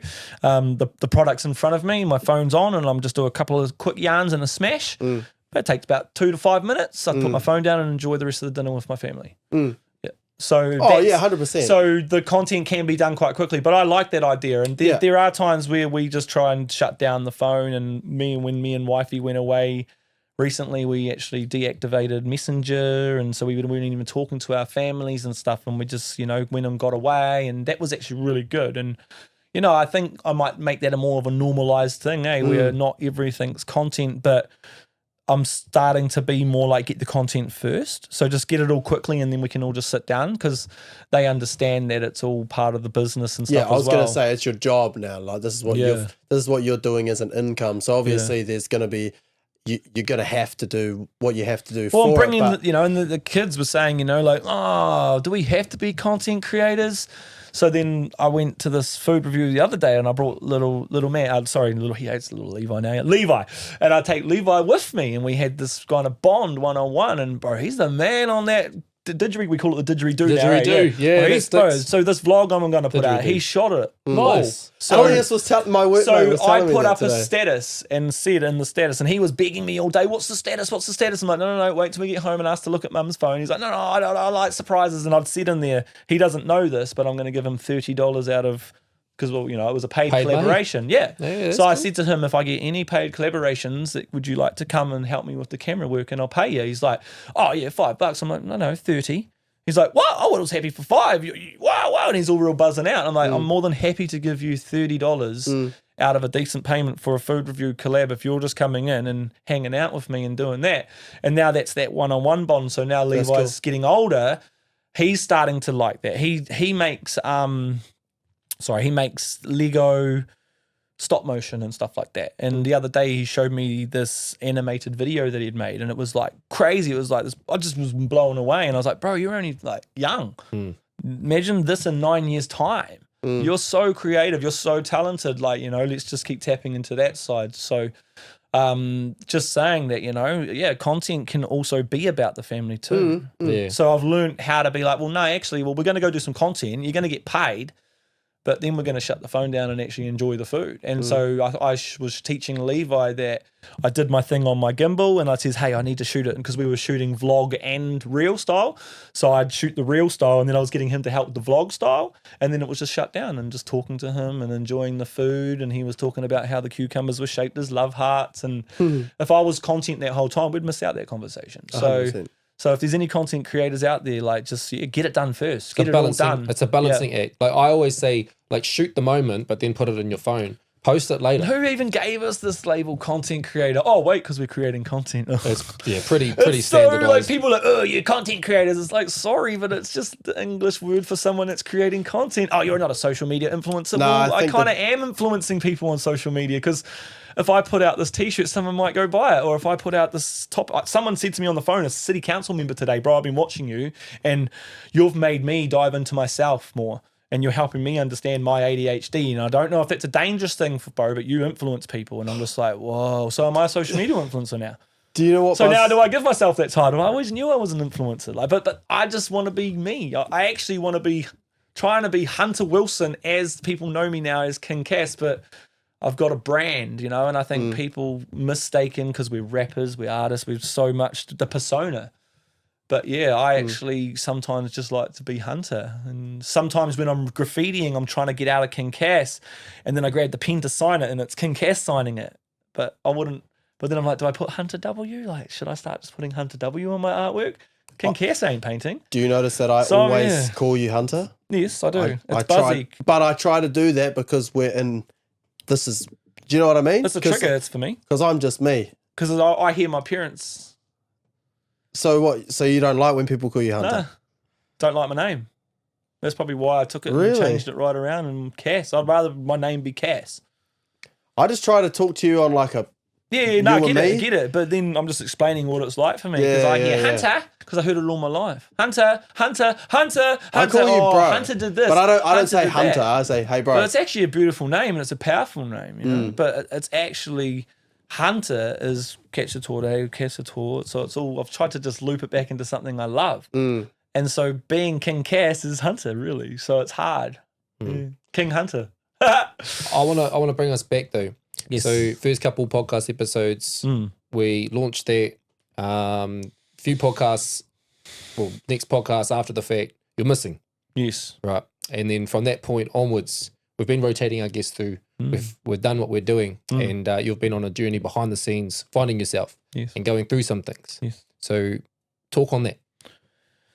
Just understanding, like, you know, I'm actually stronger than I thought I was too. Like, I really know how strong I am now. It's all the big famous saying, it's okay to not be okay. But yeah, it's okay to not be okay, bruv. And I started to realize that. I love my wifey, bro, and shout out to you, wifey, being my rock through it all. My rock through it all, you know. You know, when I didn't have a wifey, I had a mumsy, you know, and she was my rock. And you know you were, mum.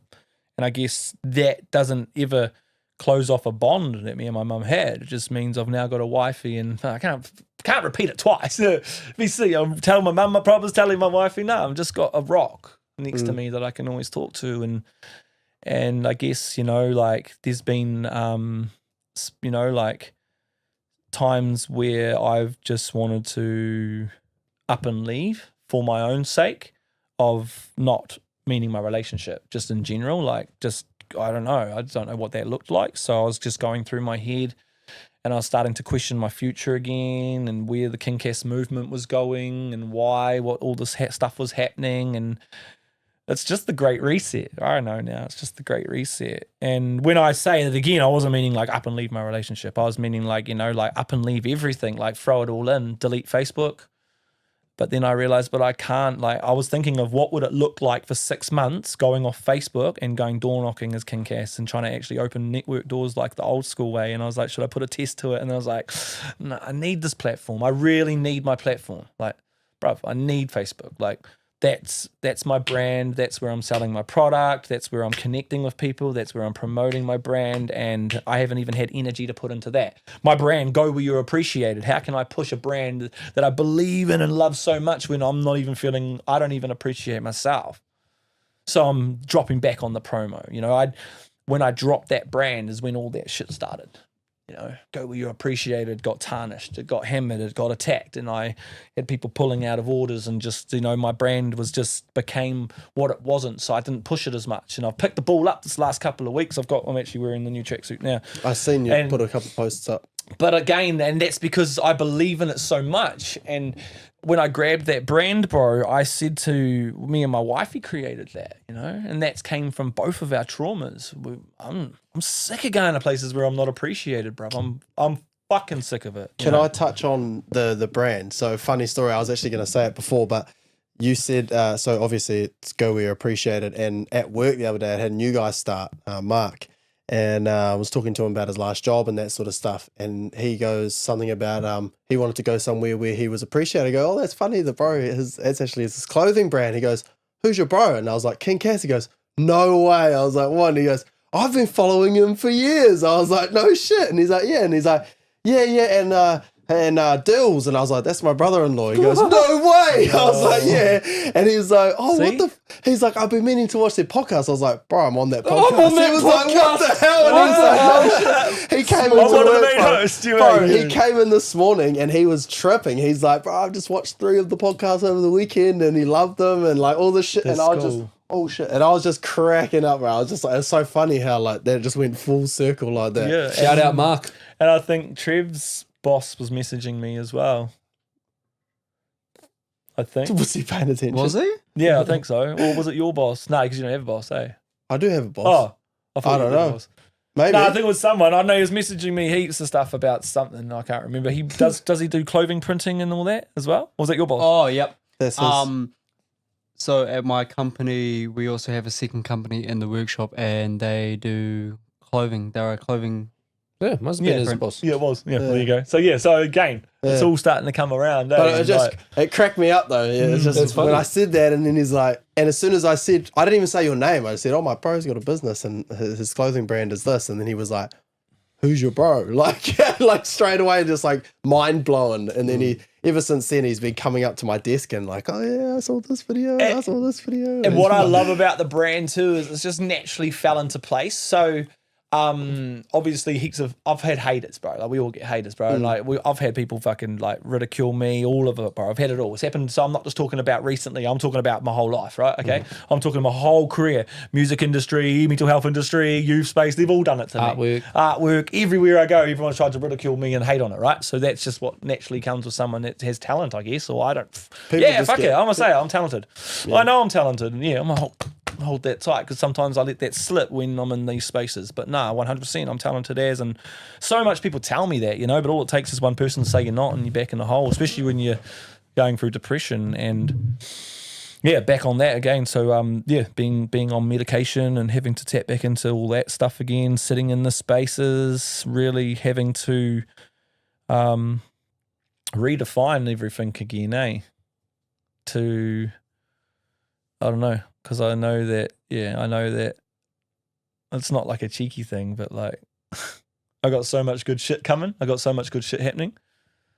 And it actually outweighs all the bad. So focusing on the positive. Been is just helping. trying to. Did you just ask a question before? Just I can't remember now. because I went back on the depression.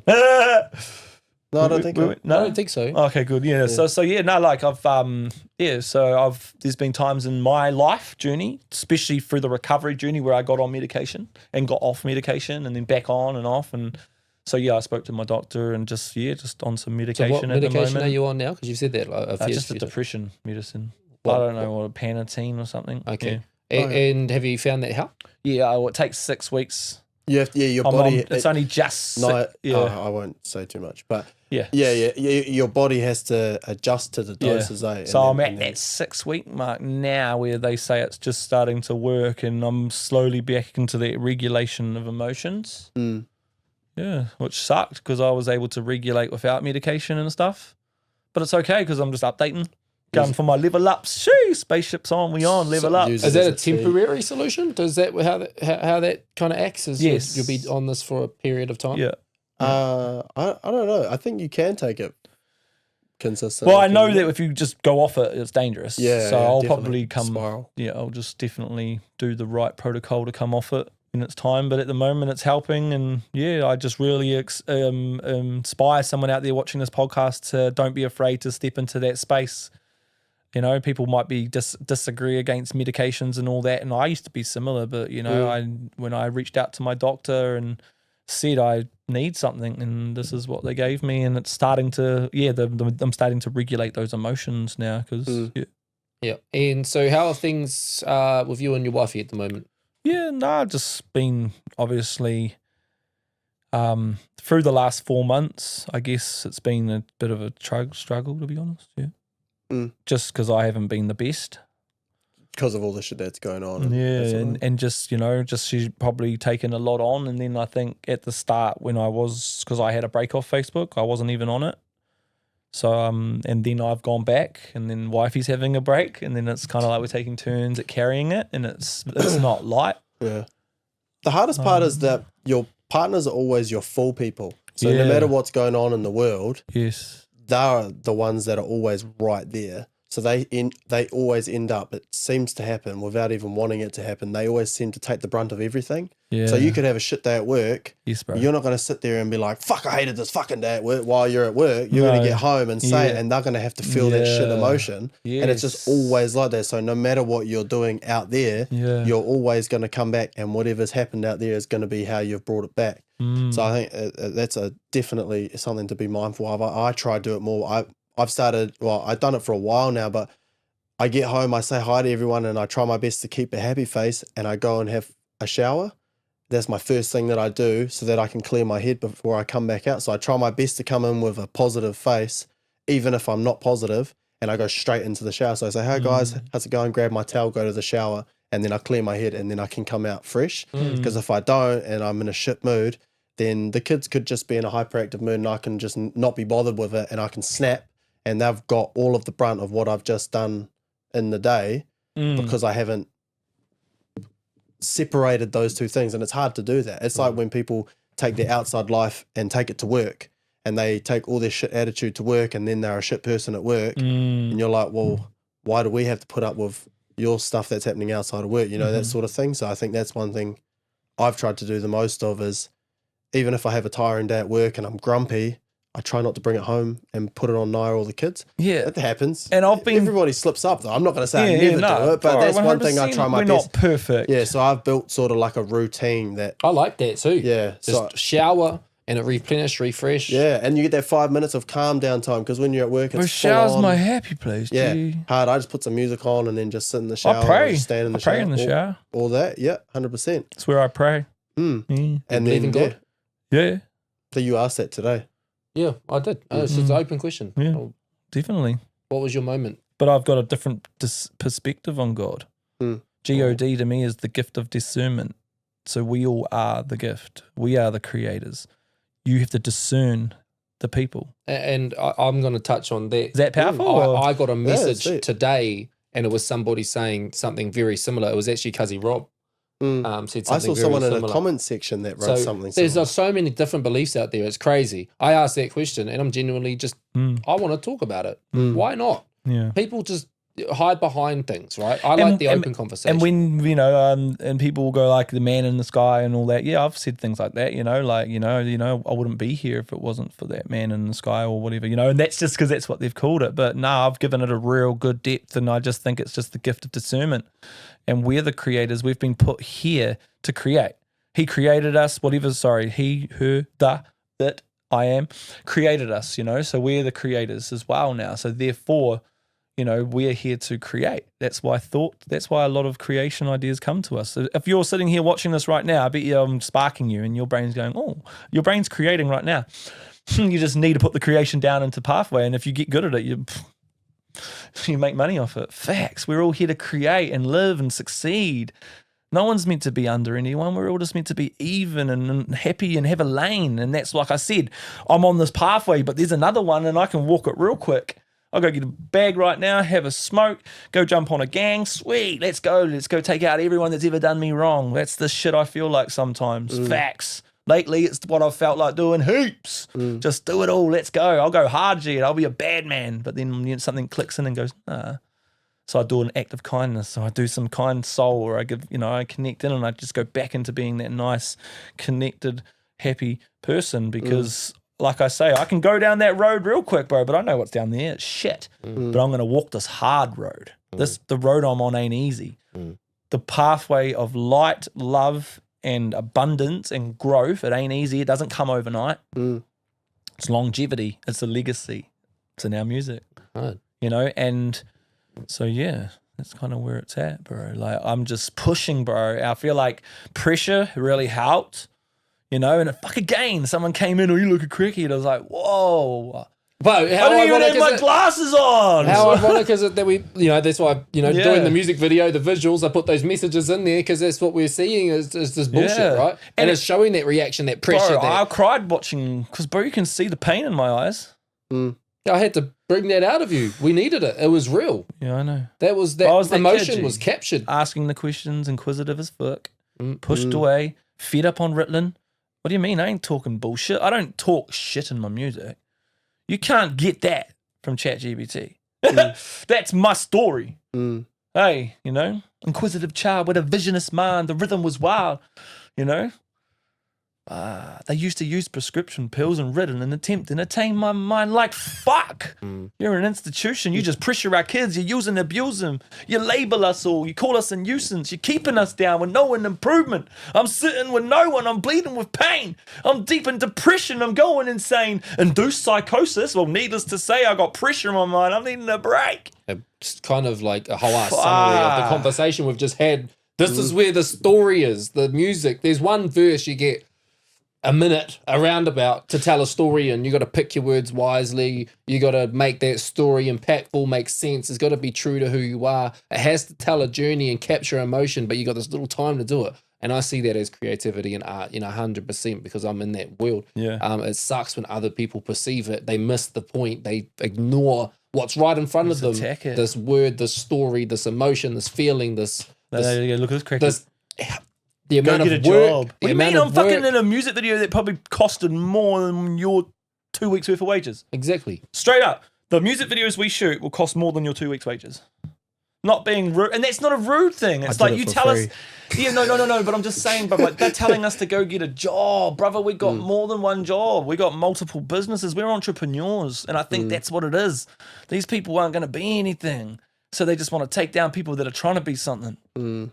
Because we are going to be something. It's in my song, Be Somebody, you know? I've started speaking, Be Someone. It's like, I go back to all my old music, you know, and I'm like, whoa, I was talking some crazy shit. And I want to hear some of that. You know? You need to dig up somehow some of your OG, your Lord Cussator album. Some crazy shit. Yeah, I want to hear some of that. I mean, it's in the awakening, a lot of it.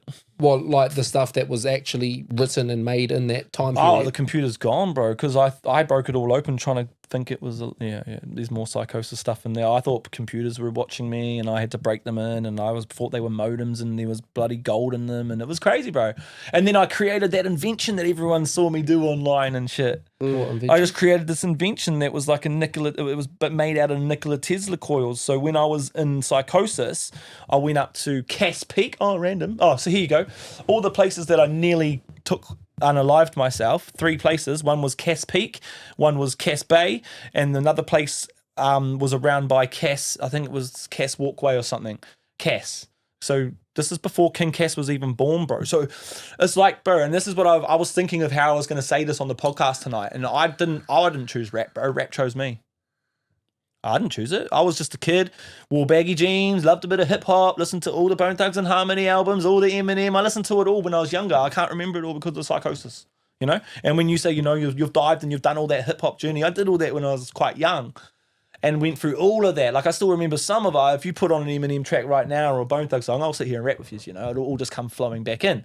But I don't remember the study that I went through as a kid as hip hop. Like, I was hip hop. I was all about it.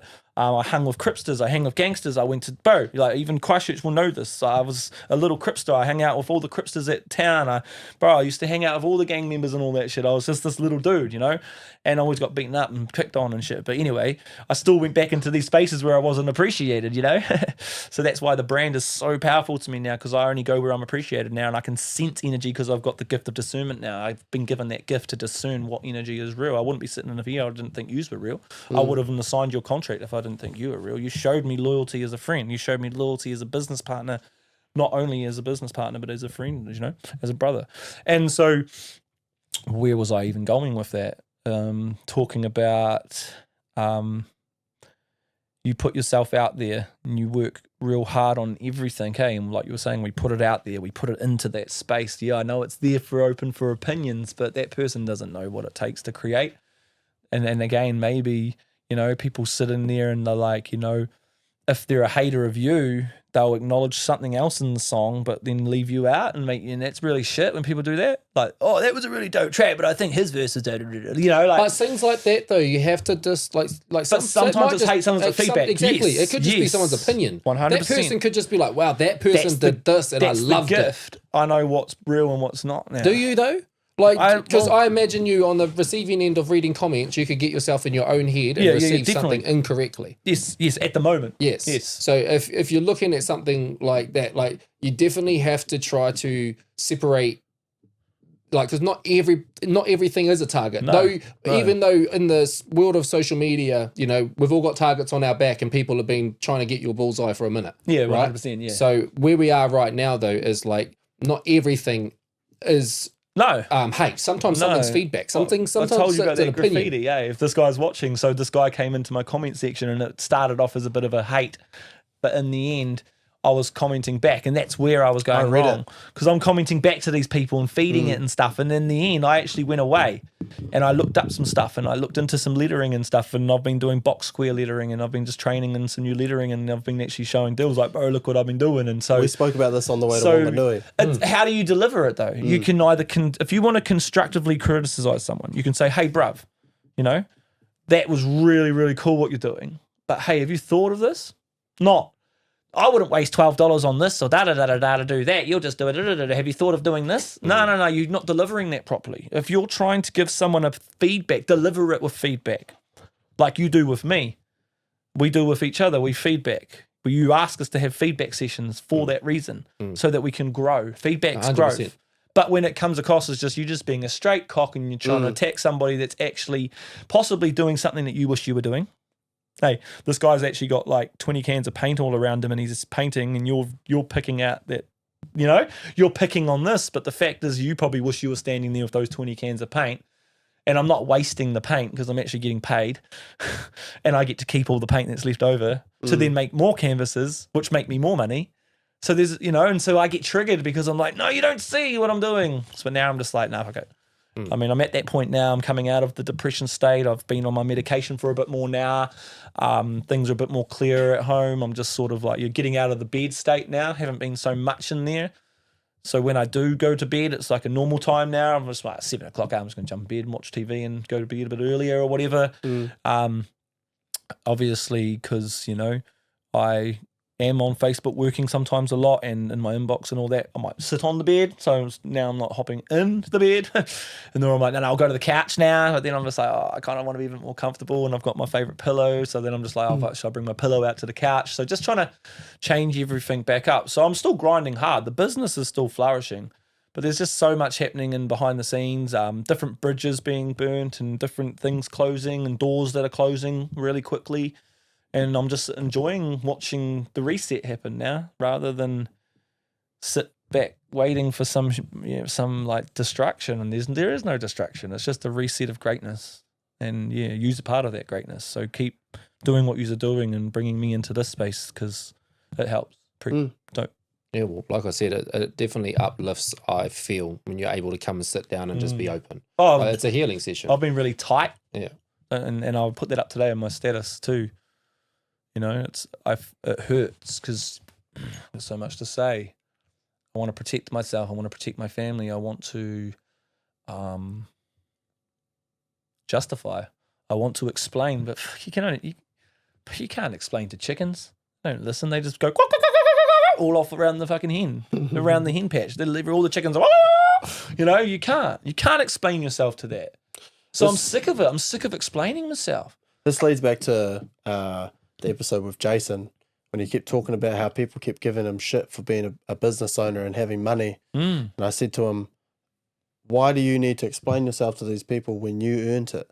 I earned it. So everything that you do, your page, your following, everything that you have, you earned that. I know. If there's someone on there that doesn't appreciate it, then they can fuck off. I'm going to block essentially. them. Yeah. Well, do you know what I mean? That's They've what, got, like, well, that's and that's warning, what I say. Like, who really cares about what this random person, fucking Joe Blog, says about something that you did? You did that painting. Well, they probably can't paint like that. Yeah. I can't fucking look at the shit in here. Yeah. Not shit. That's amazing what you've artwork. done. I can't do that. I can't even write my name that nice. True. The whole place is Straight up. I always talk about it. Like, Oh, yeah, guys, all the artwork's me too. Yeah, you look at all the artwork in Thank here. you for know. allowing me to be in here. But you know what I'm saying? Like that. Well, I've kind of been here all along anyway. No. Yeah, but like the Rainbow Dairy, you look at that. It was just a wall with some pictures on it before. Now it's artwork. Beautiful. There's nobody else that's doing that. Nobody else has come down here and offered to go and do something like that like you did. You know what I mean? Thanks. So at the end of the day, if people are going to hate on it, who cares? And I Fuck them. did that all you through did this it. depression too. Yeah. Well, and I painted Jamie's room all through this depression. And I was communicating with telling that lady too. And she was like, I can sense people were saying you can see the sparkle out of my eye. And like, I took my glasses off before because I thought, nah, fuck this. See my eyes. You want to look into my soul today? Let's go. Look into my soul for this podcast and realize that I'm just here to do what I set out to do. Like, yous weren't there. Yous weren't there when I was crying out to moons and begging for help. Yous weren't there. Yous weren't in around. Yous don't know. Don't speak on shit you don't know. I'm going to say something though. So you know how they're telling you to get a job. Do I work? Yes. How hard? You overwork. I work every fucking day. Yes. Day job, business, work. Yes. People tell me to get a job. I know. Who cares? Fuck them. Mm. You know? Yeah. Like at the end of the day, like they don't know. Like you just said, they don't know. They don't know your story. They don't know your truth. They don't know where you came from. They don't know who you are, where you got to, what you're doing, how you did this and why you did that. They don't know. Sometimes Do you know they're they just- probably they're don't even have a job? Either? Yeah, sometimes Half they're of these first, people? Sometimes they're first viewers. Yeah. And A then first viewer. they come in with that first time Yeah. opinion. Scribble on your but face. That's just closed-minded humans. Yeah. Those ones I can deal with. It's the ones that actually break down me, and I'm like, nah, you've been talking to some. Nah, that's shit. You don't break down my character. You don't break down who I am. You don't put an energy around my house and say that this is happening in my house. You don't put that. You don't get to share my story. Who the fuck are you to speak on my story? I'll share my story. I'll share my story. I've been doing it for years, bruv. You know? I've been telling my story for years, and don't need to tell my story now because I'm at a point where I get paid to deliver presentations and they're impactful shows that have my story intertwined in them because I've naturally put it into that space. I'm ready for podcasts to reach out to me to come tell that story about psychosis. So if you're another podcast watching this, reach out. I'm happy to come talk about psychosis and all of that stuff. You know, you want to talk about online bullying and, you know, and hate campaigns and things like that. I've been through all of that shit. And not only just in the past 4 months, but all my life and the whole time of my career, it's happened. And I've faced it and I've gone through it. Bro, I went to the Nutters Club, right? The Nutters Club, they paid for me to fly up to go stay at this motel right? I walk into the motel straight away, bro. They wouldn't want me to be in there, bro. Just straight judge, got told to go LA, blah, blah, blah. Didn't have anything that they didn't want me there or nothing. They told me to leave the foyer. I'm like, what? So I ring the guy. The guy who was running the Nutters Club, and he was like, what? Comes down. Bro, it ended up in Stuff, the article, about me being treated and judged just for coming into their motel, and I was actually there as a guest on this club, and I don't know whether they didn't keep working with that hotel or whatnot, but they put it out on Stuff News, bro, and saying don't judge a book by its cover. And I think that's just the big thing here. Don't judge a book by its cover. You don't know what that person's been through. And if you're going to sit there and attack that person for something that you think they're going through, maybe you're going through that. Maybe you're projecting. That's your insecurities. That's your abandonment. That's your stuff that you haven't dealt with. And I'm not attacking anyone. This is just if the shoe fits, wear it, you know? Because I'm that person too, you know? There's been times where I've attacked people, and I used to be that person. Sometimes I'm scrolling and I'm like, man, I want to write something, but I don't. But I want to. But I don't, because I'm not an asshole. But of course we get those thoughts. We're human. You know what I mean? But, you know, you have a choice to type. And that's what I put out that warning shot today. You know what you're doing. You have foul intentions. You don't belong on my page anymore. I'm happy just to get rid of them now. Just block and delete. Who cares? Because what we were talking about before, it builds interaction. Because Johnny says something and I answer Johnny back. So then Jim comes in and goes, oh, yeah, I'm going to say something. And then I click on Jim, and Jim's a follow page. So now Jim's actually not even giving a shit. He's just writing a hate comment to see if there's any other haters watching that might click onto him, and then now he's got new followers. It's all flying monkeys, bro. And you know what? They all don't like each other. Circus. It's just a big Social circus, media bro. circus.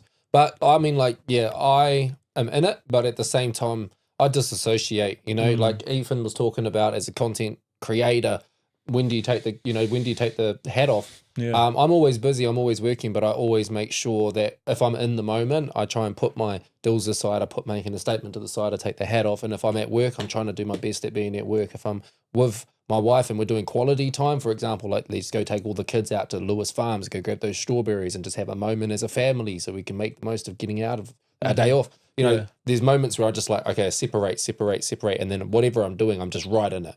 And that's what I like about like me in the social media space is like, I'm there and I'm there to do me, and I do me the best I can do it, and you know, make a statement, break stigmas. We put ourselves out there in the public eye. I know there's opinions on the back end of that. I know there's, you know, dickheads and haters. I'm usually too busy to see the comment section. That's 100%. But I'm being depressed lately, so I'm watching it. No, but the 100%, like this fella will bring up something to me and I'll be like, I haven't seen it. Like I get a moment. I read the comments. Yeah, like if I get a moment, like I'll sit there and I'll do this, but like sometimes like my mum and did you see blah blah blah? Oh, there was like 400 comments on that post. No, I didn't. And so I'm learning now too, like, so on my insights, I have to answer 50 comments each week. So I choose where I'm going to do those. And it used to, and then sometimes I'll just banter with this guy, but now I'm not going to do that because I can't, it just drains me in the end. I'm not a banter person. I can banter with a few boys because we're in a space and it's safe. But if I start trying to banter with a robot, it probably doesn't even exist, or someone verse viewing, like, what am I doing, bro? I'm giving that person my energy and my time, and I'm also showing my following the type of person I can be. And that there's that side to me that I don't like. I don't like that side of me. I don't like that negative, that angry side of me, you know? And as soon as I put it out there, it gets picked on. And it used to too, way back in the day at the start of my career. So I used to egg out on Facebook and do live streams and egg out at people and call people out and do all that. I used to do all that stuff back then. And I learned that that doesn't work. It just burns bridges. And then and then I learned, well, hold up, I'm just going to do one big video, one live stream saying sorry to anybody I've ever hurt, and it should just cover it. I've put up multiple posts saying I'm sorry to anybody I've ever hurt. If you still carry those feelings, I'm sorry. If I've ever hurt you, I've done this multiple times. Bruv, I'm always explaining myself. I'm always just trying to make things right. And I think that's where it comes down to, when you're always trying to explain and you're always trying to make things right, it's draining, because I actually know my own truth inside, and I'm like, well, I mean, I'm putting it out here, you know what I mean? And then people go, oh, you're all part of the drama because you're feeding it. Well, I'm not, because I'm just trying to carry on living life. I'm still carrying on posting. I'm still trying to work. I'm still painting. I'm making music. We've got music videos rolling out. We're probably like some of the most busiest artists in the game. Facts. So I'm actual factual. Yeah. And we get underlooked, and that's another thing I was wanting to talk about as well. It's like, you know, with this rollout, I've been quite upset with the just, bro, me and you are just so passionate at what we do and just so, we put everything into it. And I just, again, and it's not that, I can cry on my live. I know someone wrote a song about that, I can cry on my live, and it's that whingy stuff, but it's not. It's the facts that, we push so hard, we just get underlooked, and I'm just waiting for the day that the right people see us. And if they don't, well, we'll see ourselves, and we'll see ourselves through those doors, And so I think making a statement at the moment will be capturing a lot of hate because we're doing something in a small town, and it's not like, people are probably like, what? Like, this is huge. This is stuff that big towns, like, there'd be like, Auckland sort of moves, and I think like, at the start when something's popping, that's when they come out first and want to hate and watch it all fall. And then when it starts to actually become successful, they want back and they're part of it. I was there. Oh, I remember that. And then you're like, hold up, wasn't he like, they all turn in the end. So actions speak louder than words say less. And I've been that guy. I've only put 3 posts up to address the situations, how I've been feeling and things like that. And it's just brought more attack when I've just wanted to address it. Like it said, say what's on your mind. And just can't seem to get away from certain topics and stuff, and the certain comments that keep coming through, and so just blocking them now. I want my page to be clean, and I don't want my following to have to fight with people that they don't even know. We're going to have to start looping it around. Yep. I want to ask a few rapid fire questions amongst us if there's anybody that has something that they want to ask you. My first one is, what do you think of Foxton? Bruv, home. I love it here, bruv. Absolutely love it here. Like, I thought it was going to be weird being a social media influencer here and a bit having to hide and things, but nah, it's even embraced. People know where I live. I already know that. My address was leaked online. But everyone knows where I live. I'm safe. I know that. Nothing's happened to me in 4 months. My family's safe. If it was going to have happened, it all would have happened at the start. So we're safe. We've got protection. We're working with the law. We're safe. Foxton's beautiful, bro. We're connected. The police here are so cool. I don't want to say his name because I don't know if I'm allowed to, but shout out to you, bro. Like, the man, like, have been looking after me and doing what they can, and just helping through all the situations, and just being, getting connected, and just the amount of support from the parents out there. And I just want to say, love you guys. You know who yous are. Just the amount of support that I've got, the amount of people that, it's I've had a lot of questions and people asking me stuff, and just being honest and truthful with them. I haven't had to put it on Facebook, but I've been telling the people close to me the truth and just what I've been needing to speak on, because it's my career in the end, and it's my spaces that I'm moving through. Again, I run multiple businesses, entrepreneur, and through all those spaces, I've just had to really just damage control, and just really keeping people on my side, and just making sure that everyone's in the know of everything. Same with you, because you're my team. But Foxton's mean, bro, straight up. Shout out I love Foxton. it, G. Shout out Foxton. I went on a tangent then because I just wanted to speak to Foxton a bit more, because it's safe. Very safe. Okay. Is there anything, because you said yourself, I just want to protect my family, protect this, and, all the rest of it. In open mic forum format, is there anything that you want to get off your chest? Anything that I want to get off my chest? Yeah. I just want to say that cyberbullying's shit, and that you don't know how powerful your words are. You don't know who you're misleading. You don't know what information's being spread and how far it can get remixed.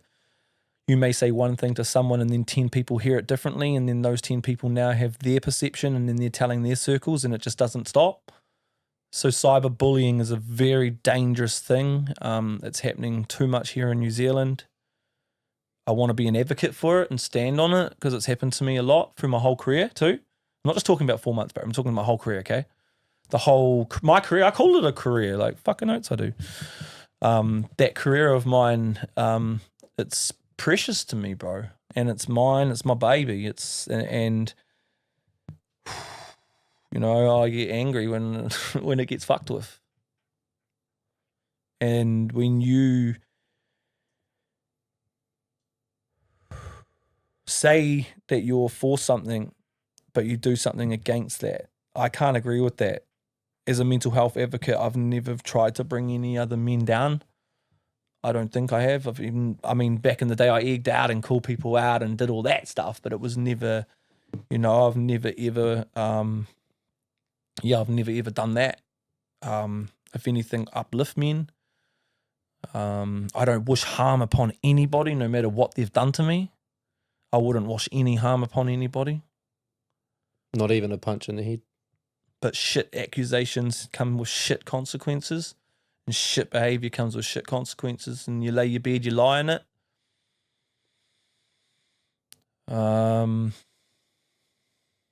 There's too much of it. There's too much of it on Facebook. It's just bullies, bro, through this industry, this music industry, I've had people ring me, and I've had people re-ring me as well, and we've had talks about this, so please don't put the shoe on and get angry at me, but there's been times where people ring me from the music industry and have goes at me, bro. Recently, someone did that to me, and was acting like I was spiraling out of control, and was really affecting me, and they were picking on my mental health, and they were saying that I shouldn't be in the spaces I am, and that's not uplifting men. And then I saw their status was about something about uplifting men, and then too poppy and just trying to be all about that. And then I put up a status, and I'm going to say this right now because you told me to get some shit off my chest. I'm all for every single fucking New Zealander making it. I support anybody in the music industry here in New Zealand. If any of my posts trigger you to think I'm speaking about you, I'm not.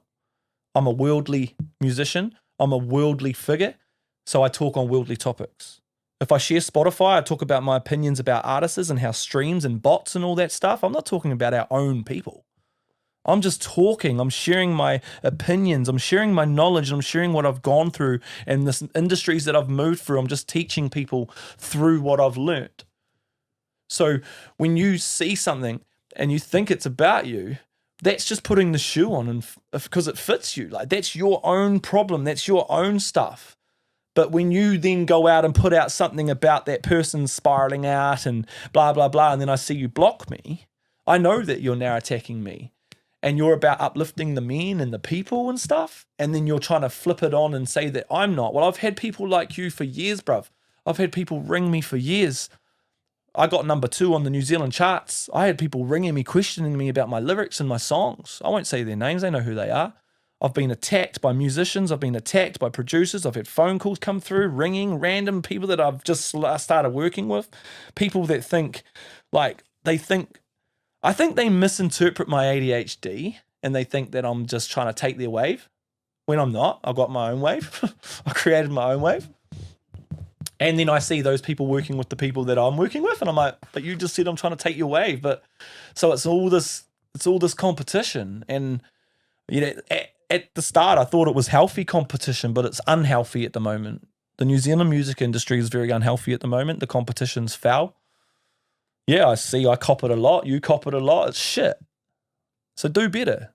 If there's people out there that want to see us succeed, come help us. Come push us. We'll work. If there's any promoters out there that want to put on tours where artists will work, and we're not just going to work, we'll promote your show. We'll vlog you. We got more to give. So when are we going to get noticed? And when are people going to actually sit there and go, okay, these guys, we're going to take them serious. Man, we're not just newbies in this shit, bruv. Come on. There's all these guys that have just been here for a couple of years, and they're acting like they're in the status of us. And I can't shake it anymore. And these are people I've worked with, done music videos with, and done songs with. And it's like, so you don't want to name names? Nah, I'm just shots fired? God. Nah, no shots fired. Just I'm not saying anything bad about it. I'm just saying I get it. I get it now. Everyone wants to ride other people's waves, and I'm trying to say collaboration over competition, and I've stepped back from collaborating with willy-nilly Tom, Dick, and Harry. That's why I've got an album with you. That's why we've got music videos that are about to fly out. 8 of them, or 2 already. If you've missed them, you're sleeping. Our aim to get on the charts, to sell these 100 hard copy albums. If you're watching this, watch out for that coming soon. There'll be pre-save links going live. Just, we're doing it properly, and I think if all I can say is back on that is stop hating on people that are actually trying to get out and do better for themselves, because the more you hate, the more that you're going to be stuck, the more that you and your family will get left behind. Elevate, don't hate. Okay. Nice. Any questions, brother? No, I don't really have any questions. I just have more of statements. More of statements. Make them. I think. Make more them. more of what I was saying before. I think because obviously I've seen you behind the scenes. You know, everyone sees you out the scenes, the Facebook statuses, the posts, that sort of thing. I think we catch up every now and then, messages and that. And I think like you've started doing the blocking and the removing. I think stop reading into the people's stuff. Fuck them, you know. I think focus on all the good things that you're doing. Like I said, take time out of being King Cass. If you want to still be called King Cass, be called King Cass, but be you. Yeah. Don't be the person that everybody else wants to see. Just be who you want to be. Like, don't worry about putting the post up and making the vlog. Like, just try and enjoy everything that's happening. Obviously, you probably do enjoy doing it because it's your job. Oh, I love it. I love editing in there. It's so fun. But you know what I mean. I think take the time to really look at things and think more about the positives of everything that you do. Not, if I post this, is somebody going to put something shit on there? Because probably someone is going to put something shit on there. You have 30,000 followers. Yes. 30,000. Nearly 40 now. Yeah. 36. So you know what I'm saying though? Like there's going to be at least one person on there that's going to be like, fuck, what a wanker. Yeah. Or, you know, he did this or he did that, you know. I got 3,000 and I get people doing it, bro. It's quite cute when you get it. Yeah. It's cute. And I tell them to fuck off. Because it hits me. I'm just me. I don't, but I am me. That's, again, this is what I say. That's my persona. I'm just me. And so it's easy for me. I just sit down and do what I do and take a photo of my kids and say, we're out here doing this today. Yeah. You know? That's what I try flip it too. Yeah, no, but you do. But like, just... It's funny though, because my whole page is positive, but as soon as I put one negative thing out, it gets noticed. Yeah, and that's one thing I was saying about deleting these people is we're trying to put positive messages out. You know, we're breaking the stigma. We're trying to do it for a positive reason, not a negative reason. Music, and then people come in and put negative comments. Well, I don't want to see that, and I'm the person that's putting it out. And I can imagine I've actually had people say, why is there still these comments? You should get rid of them. Yeah, because it's not good. We're coming in here to read the positive messages, the thank you, this is my story, this not, Let's this clean person it, did bro. this and this Clean it person up. did that. Like, I think, just fuck off, to be honest. It's time to clean it up. Yeah, I don't think it's good for anybody to People see say, negative. the haters make you famous, and everyone keeps under, Hunter's getting paid by your hate comment. They don't know. They don't understand. One comment doesn't just pay us. Like, grow up. One comment doesn't just pay us. Like thousands of them do, but imagine the mental toll that takes for somebody like yourself. So when someone comes in and goes, you're just you're leaving all these comments up here because it's blah. It's just like, I just can't keep up with it. When it blows up, when you put something out that has a little bit of a controversial, I've been proving that. I've been doing little social media tests, and behind the scenes, I've been just calculating. I can put something up really positive and it might only get a few hundred, and then put out something negative 800,000. You don't have to calculate it, No, G. It's plain and simple right there. it's Plain as there. day. I could chuck up a status right now and I could blow the fuck up. I know you I know could. exactly what the fuck I can say at any given time to blow the fuck up on the algorithms. I know. We know that. We can jump on there and talk shit and we can go hard and we can get seen. Yeah. Or But I'm we not can that put out brand new person. music videos, fucking go to the Spring Fling and perform at it, then go paint the Rainbow Dairy, put it up there and it barely gets fucking noticed. Yes. You know what you should do? You could title a video. Fucking real talk, bro. What you just said, that's fucking bullshit, eh? It's bullshit. Do you know you could right. like title a video like speaking on something that's like massive, that is viral at the moment. I don't know. I can't think of something off the top of my head, but something that's going viral. You could be like, I'm about to speak about this, and then it could just be you plugging the music video. Yeah, that's what you do. So it's called and a it'd hook. be like, It's called a hook. So it's called a hook. So at the moment, Yeah. the hooks at the moment, people like watching Danger. So for example, if I had my wifey behind me and she threw a plate and it was coming down, but we did an edit and the plate actually hit the ground, but it looks like it's coming to hit me. But the plate comes down and then it comes down and then all of a sudden I'm standing there and go, well, you're appreciated. So you could get this brand today. They're watching, bro, because they're waiting for that plate to hit my head. That's the cookies. So And that's- they know that that's how the algorithms work. So people are hooking you. So I could sit and go, right, I'm ready here to talk to you about.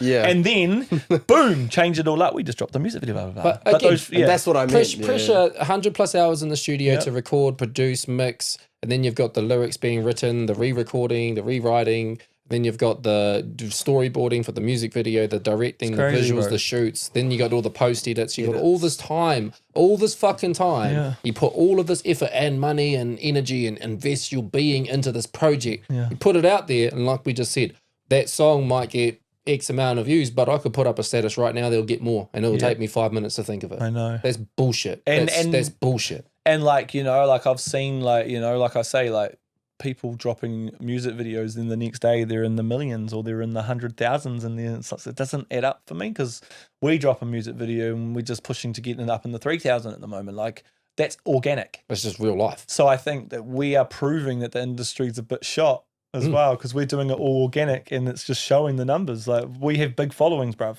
The whole music industry knows us. You know it. I would rather a few thousand. If you real ask people anybody in listening. the music industry who deals in King Casses, come on, they know who we are. Facts. Well, the thing is, bro, I've actually got close relationships. Yeah, I know. Like, Same. I was on Same. my phone going back and forth with Tyree, bro. Yeah. Like, big shout outs to him. I call Shout him out. Big Bro. I can still. We're talking about the last podcast. We're talking about the music he's got coming out, because there are people that do embrace me in the music industry, but I keep all that shit behind closed doors, and I've got my people that I talk to and connect with, and I Me do too. have love. TFS liked my comment. Shout out to the bro. Bro, Shout out to no, TFS podcast. no. Yeah, shout out, absolutely. bro. TFS, we hold you in a high regard. Thank you See, for look, staying tuned. podcasts uplifting other podcasts. That's unheard of, Bro, he messaged and he goes, bro, we see you. We're game changers. I'm looking forward to connecting and that. So when that day comes, bro, I'm looking forward to it too. So I jumped Same. around like a girl. yeah, I sent you a screenshot. I was like, bro, you just liked my video. I was so tripping. He bruh. was like touching on the podcast content and the pressure look at it. content and That that, was bro. awesome. So That's thank a you, very bro. professional Thank you for seeing space. us and acknowledging and recognizing us, because we'll recognize real fuck the tall poppy. We're up here to uplift, and that's what I just. And be what me. he's speaking on, bro, he's awaking the people. 100%. Go He's and talking watch real shit. TFS's stuff each day. He's dropping bombs, bro, and they're gems. Yeah, I've been commenting. I'm watching them replied all, to and them, it's mate. how he's They're been cool. helping me a lot lately. So I'm watching him, and I'm like, yeah, and I'm loving it, and I'm putting my fire emojis in my crown, and then I'm taking his knowledge on, and I'm firing up, and then a hate comment or something else comes through, and I'm like, fuck. Yeah. So I'm just fucking juggling it all, bruv. I want to tie you back Yeah. because we're talking about you had a phone call and the disconnect and with the music industry and Yeah. competition and that. And I just really want to go back to that. And like there's so many artists in New Zealand, and they're in their lanes and they're doing their things and they're out there collaborating and moving and all the rest of it. And I have love personally for anybody out there Same. doing it until you do me wrong. And if you do me wrong, let's talk. Yes. But outside of that, I personally, I'm distant to everybody. Yeah, same, bro, same. Like, like you'll bring somebody up, and I'll be like, who? Yeah. And like probably 99% Yeah. of the people in our industry know who this person is. Yeah. Bro, Joshy told me who Classic J is. Yeah. Last year. And that's not any fucking thing on Classic J. No, That's no. just, I do me, bro. I'm from Foxton, like this little township Yeah. that you see me in here. I know, bro. I've been doing this by myself in this little township alone my whole fucking life, bro. For more than 10, 12, 13 years doing music. I've done it here in my space, in my house by myself. I don't have other people around the country. I don't get it. care about clicks And I groups. didn't either, because I was in Christchurch, but then I made those quick collabs. Shout out to the 4010 boys, 3 music videos, 3 songs with 1-3 Ashidu, all that. Like I got people. on the way. Like Great now we've people. got pressure for Ashidu again, and shout out to my 4010 brothers, down, and so that's where I started to collaborate and started to get connection. And then I jumped on with 378 boy, and I jumped on his challenge, and then I made it on his song, and then started to open up those collaborations. And then now I'm here with you, and I'm making a statement. And once we drop all this album, we'll see who wants to work. Yeah, but and just- that's where I'm at right now. And if you're watching this, artists, get ready, because once we drop all this, I'm keen to work. And if the right people got the right projects, I'm keen to work. And if the money's right and we're ready to work, we're ready to work. Because I'm telling you right now, this is a business now, and it's all for my family and for my kids. I'm not doing it for anyone else. I can't do it for anyone else. Well, Do it for you. yeah, I'm doing it for me, bro. our art. Dude, I love this shit, bruv. Yeah, put I your love value it. on it. But yeah, Look at us, bro. We got fucking right there. There's our album cover. Say less, tape on our mouths. know. Yeah. It's a statement. It is. We made it. You can pick on that as much as you want. It's crazy. It's a They'll statement. make a statement and say less. As much as they contradict each other, the two go in unison. And this, you don't have to always talk to make a statement. You can just actually And speak if you louder than listen to words. pressure, I say needless to say. Say less. Say less. So that came out because the name of it was going to be, and then changed, and then before you came and were like, bro, we're going to call it this, say less, like that verse was already recorded and shit. So things just fell into place. Needless to say, needless to say less. It's crazy, bro. Yeah, but I love the name. Cuzzy DJ TJ, Yeah. did you have any questions?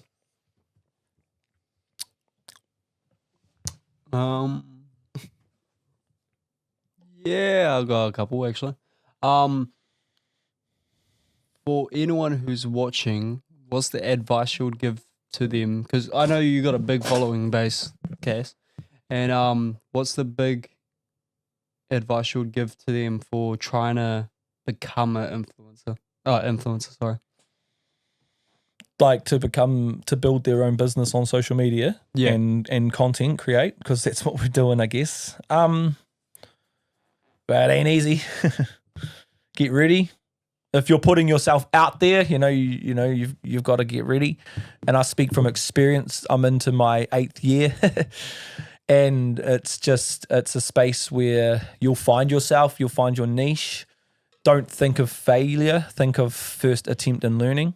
So when you feel like you've failed, just look at it as a first attempt in learning. You're still learning, you're understanding the platform, you're growing. There's going to be haters. They're just going to come naturally. Try not to focus on them because, we tend to, a lot of content creators focus on them. They actually use the haters as content. So they're pulling the content, meaning they're pulling the hate comment out and now making reels about it. So I feel that's still feeding the beast and, like bullying back to that person that's wrote in that comment, things like that. So I just would inspire people to do it from a space of gold, like a space of heart. Make sure if you've got a brand, a message, it's really strong, it's in the forefront, and that you stand on it in everything you do, not just the page. So in your home life and your work life, and when you move, you've got that brand. That's where it's quite hard to differentiate King Cass and Hunter, I guess. But be your brand. It's as simple as if you want to do something, you'll do it. If that idea's in your head now and it's saying, hey, it's giving you that creative, it's a time to create. So grab that, because if you don't, it's going to go to the next person. And I believe that's why ideas come into us. We get given an idea, it's ours to create. If we don't grab it and we don't run with it, it gets passed on to someone else. I've actually seen that happen. I've had a thought about something and I've been in my head and I'm like, man, I'm going to create this, and I haven't done it. And a month later, I've seen someone else do it. And then I'm like, what? How did they even know? And I'm just like, that must be a law of the universe, maybe. Man, I'm going to speak on that actually. Yeah. Return of the King. Isaac.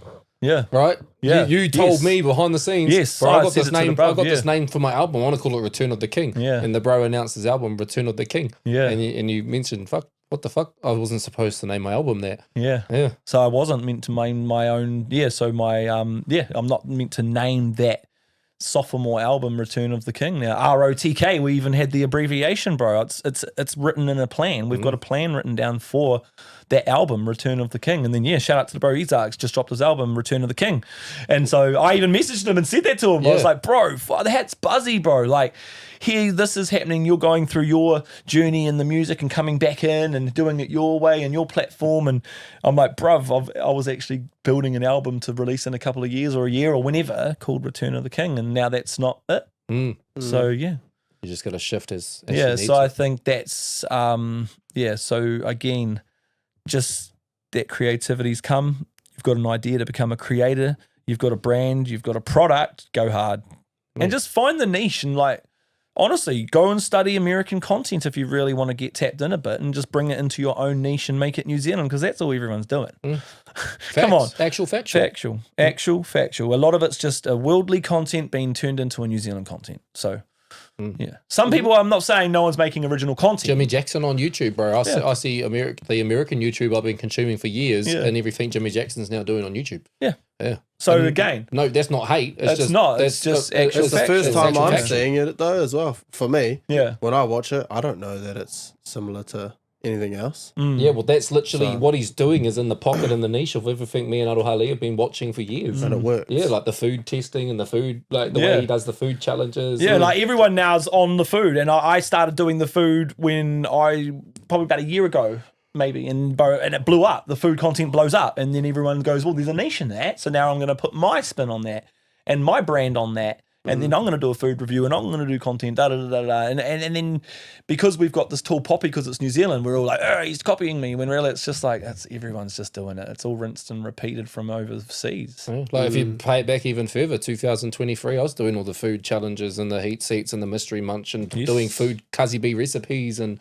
I was, doing things ahead of its time at that point because nobody else actually was doing it. Yeah. But, right. That's how it And happens. I like what you said. The people that grab it and do it properly are the ones that will make it, or that will actually succeed in that space. Yeah, 100%. Yeah. You can't just do something because everyone else is doing it and it succeeds. No. You have to, even if it gets attention, you got to be able to hold attention. You have to be memorable still in 6 months. You still have to be able to do what you're doing in a year. I can come out on my page, on my platform as Dilz, put a song, podcast, or piece of clothing out and still be me exactly how I am and have the audience probably grow between now and then. Other people that are doing things for the wrong reasons. She, so everyone knows. And then now people tech that, like, that's fucking trash. And like, but I'll tell you what that is. And I haven't actually felt like doing it much lately because I haven't actually been too positive in my own head. It's an energy bomb of positivity. She. So when I do that at the start of those videos, I'm just dropping my positive energy bomb. It's for me. I mean, I don't care what you think about it. I drop that bomb and it sets me up. Yo, what up? It's King Cass. I'm here, blah, blah, blah. I'm set up. If I just went, yo, what up? It's your boy King Cass. I got nothing. She. Yo, I'm in, bro. You can feel it. That's an energy bomb. And it's also to make other people, what's he saying? And now you know it's a positive energy bomb. Do it. When you hear me say it, feel my energy because I'm trying to get used to now you can see it through here. And I've actually got a reel coming out about it, what my energy bomb is. And look back to the start of the podcast. Brother E goes, Hunter, Cass, do you have anything you need to let out? Nah. You didn't have that positive energy bomb. So look back to the start of the podcast, how you were feeling. And obviously you came in here and, even the start of the podcast probably could tell you're tense and feeling emotional and that. How do you feel now? Not as tight, not as like held back, ready to accomplish what's to come. Stay tuned for the Go Where You're Appreciated brand. It's always, it's there. We've got a new page too, Go Where You're Appreciated. We just launched all that. So making a statement banner, proud as fuck. So much music coming. Just coming in here today, I guess when the bro says, have you got a sheet to let out? I feel like, I didn't. I just fucking let a few good ones out. So, I guess that's why the content hasn't been all she too, I guess, too. If you think about it, like, I haven't really done the big ones. Like, I guess that's why people were saying they're noticing it. Are they? They do. Where's the she? Yeah, and just noticing the spark and just they can see the sparkle in my eyes and stuff. And people commenting saying like, you took your glasses off for that whole music video. And I was like, well, that was Dilz too, like pushed me out of my comfort zone because I wouldn't normally do that. I'd normally do me and just wear glasses the whole thing and be like, well, you can't tell me what to do. But I'm particular. I know. I've seen my soul. I've seen my soul in that song. Like I said, that song Pressure in my verse, I'm fucking bleeding my pain out. I say it. I'm bleeding with pain. So go check it out. Pressure, it's out now. But bro, I'm feeling probably still at a 7, but it's good because I want to go home at a 7. And what are you grateful for? Really grateful for my wife and for friendship. I'm going to say something too. We talked about pressure and the writing process and the creation process. The whole of Say Less was made at the start of the year. Like we started working on the project January. I had it all mixed by mid-April. Yeah. I think it was around the time period Gran passed away that I was finishing the mixing. You were. So it was, April, May. So all the songs were written, recorded, created, produced, and finalized within the period of January to May. No. And it's crazy how much all of that shit and the music that we created applies to everything that's even happening now. It would sound like the song was made about something specifically, but it wasn't. That situation might just have the shoe and they walk in it. Yes. But at the end of the day, that's timeless music, right? We created music that captured a feeling, it captured a story, it captured a moment. Oh shit! That's timeless music. That's how it resonates and relates still, and that's why music. When you speak to the people and you speak from your heart, bro, it's powerful, it's impactful, and it lasts and it makes a statement. And so I don't give a fuck if there's only 3,000 people that have viewed it yet, right? Because there's 3,000 human beings that are genuine, organic, real people that are receiving that message and they're hearing it and they're probably going to go back to it. Yeah. And I would much rather that than 100,000 bot plays. Like Tom, this is an example. Fuck Tom Francis, because I will say names. And I heard the stories. He goes and does a tour, right? done the song with Snoop Dogg, millions of views, hundreds of thousands of followers, Spotify listeners of that, goes to the show in Palmerston North, 8 people went. Mm-hmm. Why is there only 8 people if he's got millions of views? Because they're not real listeners that are actually engaging with that human being. So They're someone just with bots. fuck all listeners on Spotify, well, I've been at nearly 10,000, I've been at 4,000, I've been at 6,000, I've fluctuated. But someone that's only sitting in the under 1,000 at the moment, I'm putting on shows and seeing more people than you've seen my New Zealand tour. Each show at least had 50 to 60 people in that show, and that was someone just coming around. Fuck it, I'm actually really proud that you That's said organic. that. It's organic. It's real. That's real. shit. Because So- I would rather have 3,000 plays and go out there and meet those 3,000 people than have fake this many plays and you can't meet nobody. They ain't coming to your show. And if you pay for this, they ain't coming to your show. Yeah. Fuck that.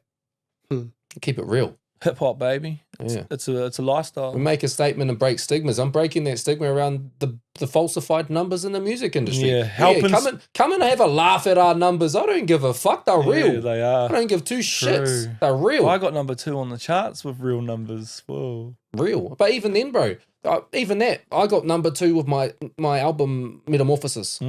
I don't care, bro. Those charts they're not genuine. Yeah, true. Bro, you talk about number 2 on the charts. Who's Yeah, buying fuck the music charts, nowadays? yeah. Who's buying music? Fuck They're all going to people. buy ours. So, but if you put music out there, right, and you have just such a small percentage of people buy a song, 10 people, New Zealand, we talk about New Zealand, 10 people buy a song. That song's probably going to make its way to the charts because 10 people aren't buying songs anymore.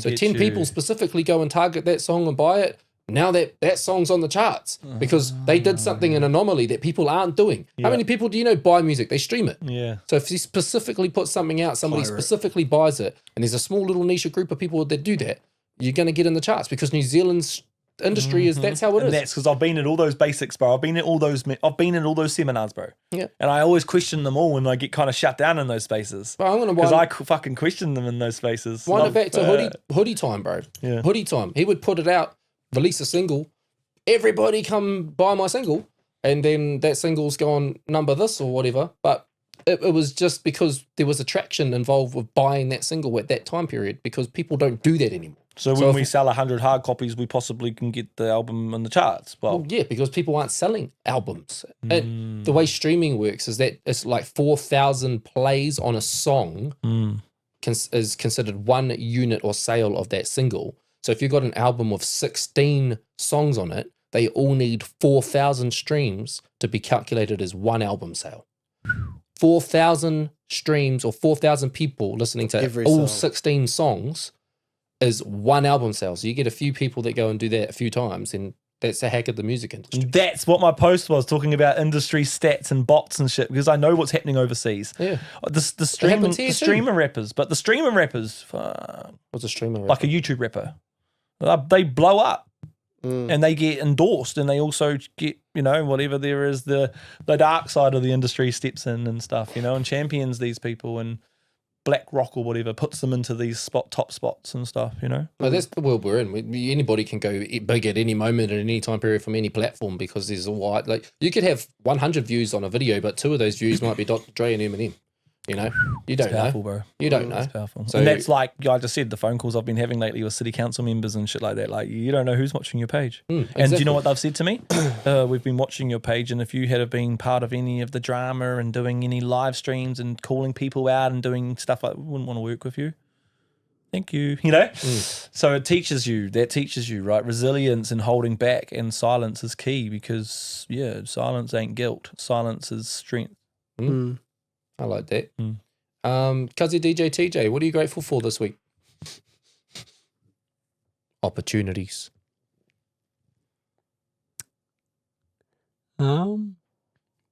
Opportunities.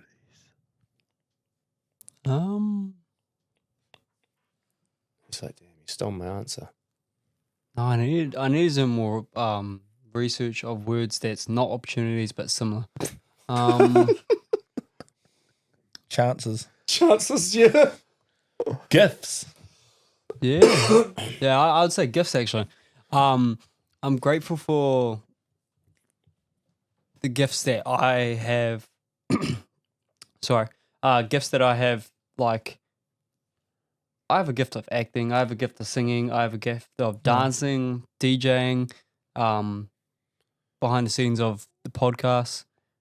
I'm grateful that I learnt that at a young age because I'm happy for you. there's so much things in the world that all these things can lead down paths. Huge pathways for you, brother. Yeah, facts. Actual factual. Good for speaking on that too, bro, because you are young, brother. And if I had people like this around me when I was young, I don't think I would have gone down some of those dark paths. But I was meant to go down those dark paths for this reason. So, but yeah, bro, you just honestly run with that, Trev, what you just said, and just remember that you're young and, bro, the world's your oyster, bruv.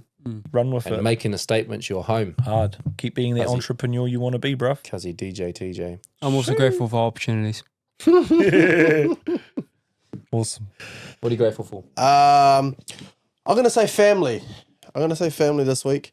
Just grateful for like the weekend we had Ivy's birthday, and just seeing the relationships that my kids have with their family. Like, say, like my dad. You know, like I grew up without my dad, and met him in like my mid-teens, and I never imagined, because I've always wanted to be a dad. So like I've always wanted to, before I met him, I've always wanted to, but I never imagined having kids and them having a relationship with him. And he lives in the heart, so he doesn't get, we don't get to see him very often, but my kids love him. Like, and he can show up after seeing them a week ago. He can show up after not being able to see them for a month, and their reaction every time is still smiles. And like my grandparents came over, instant smiles. You know, your parents come over, instant smiles. Like, I just love that my kids have such a big loving family, and it makes me feel good, because like I grew up in such a small family. It was all loving, but a real small family. But it's so nice to see a massive family and there's so much love. Yeah. So it's just nice. Yeah, well, that's what I mean. Like, I'm about to bring another kid into the world, and he's just going to come into love. And I'm just grateful, to be honest, because you like, it's sad, but there's people out there that don't have loving families, or they don't have that support network and stuff, and it is sad. And that's what I mean. I'm just grateful that I have that. Bro. So yeah, that's this week. Every week, but that's what I'll say this week. Before I get into my grateful, I'm gonna probably get annoyed at the fact that my wallet was there. I know. I noticed it ages ago, and I was gonna tow it off, because you always tell me off for my drink being on the table. Yeah, I know. That's what I'm thinking. I'm looking at that, and then I'm looking at Hunter's foot on the table too. But no, that wallet on the table, I'm gonna pick that back out of the scenes and be like, fuck, I wish that wallet he's gonna try and post edit. Yeah, Photoshop no wallet. Yeah. Turn it AI, into remove wallet. Turn it into a little suck me sign. Why did you have to go back there? Sip me. Cuzzy DJ. Right, what are you grateful for? I'm grateful for my G-dad, my granddad. He's cool. He is. He's the man. He's the man. He's the epitome of a male role model. He's awesome human being. Awesome to hear that so every Sunday night at 8 p.m. the podcast comes out, and he does exactly what I was hoping people would start to do and create a pattern. And so he tunes in at 8 p.m. He makes it a part of his routine, which I hope everybody out there is doing. Every Sunday at 8 p.m. we've got a new podcast coming. So make it a part of your routine if you want to, like my G-dad has, and he fits it into his Sunday night. He winds down, does this, puts the podcast on and listens.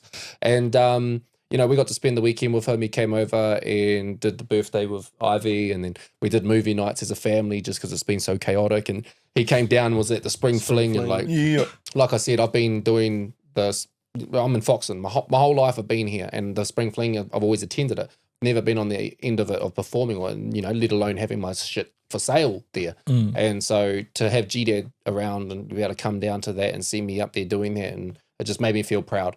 And much love for my granddad. He's my last surviving grandparent, and I've lost all the other three of them in the last just 2-3 years. So it's been quite rough. And so to have him there still is important. And yeah, much love to you, G-Dad. And he always acknowledges all your friends. Yeah, he does. My family bring in my friend circle as family. Yeah, and they do that. They have that my whole life. Like, that's why Logan is who he is. He's the bro. Like, when I was in Australia and Shania had a car accident, he was there at the hospital because I was in another country. Like, he's held it down. He's my, day one of bro. and my family introduce my people into their circle and allow them to become a part of Yeah, my I family circle, definitely because my feel that. family is so loving and welcoming, like you just said. So Same. They did the same thing with my family as well. yeah, 100%. That's why they were all sitting out here mingling with each other, because I just gonna say I noticed that a lot more up north. true. Families more welcoming and make you feel connected and just happier people, and just I feel like there's a lot more people up here that want to see you do well than where I came from. Right. Well, we're doing it right up here in the North We're Island making a of New Zealand. statement, bye. Making a statement.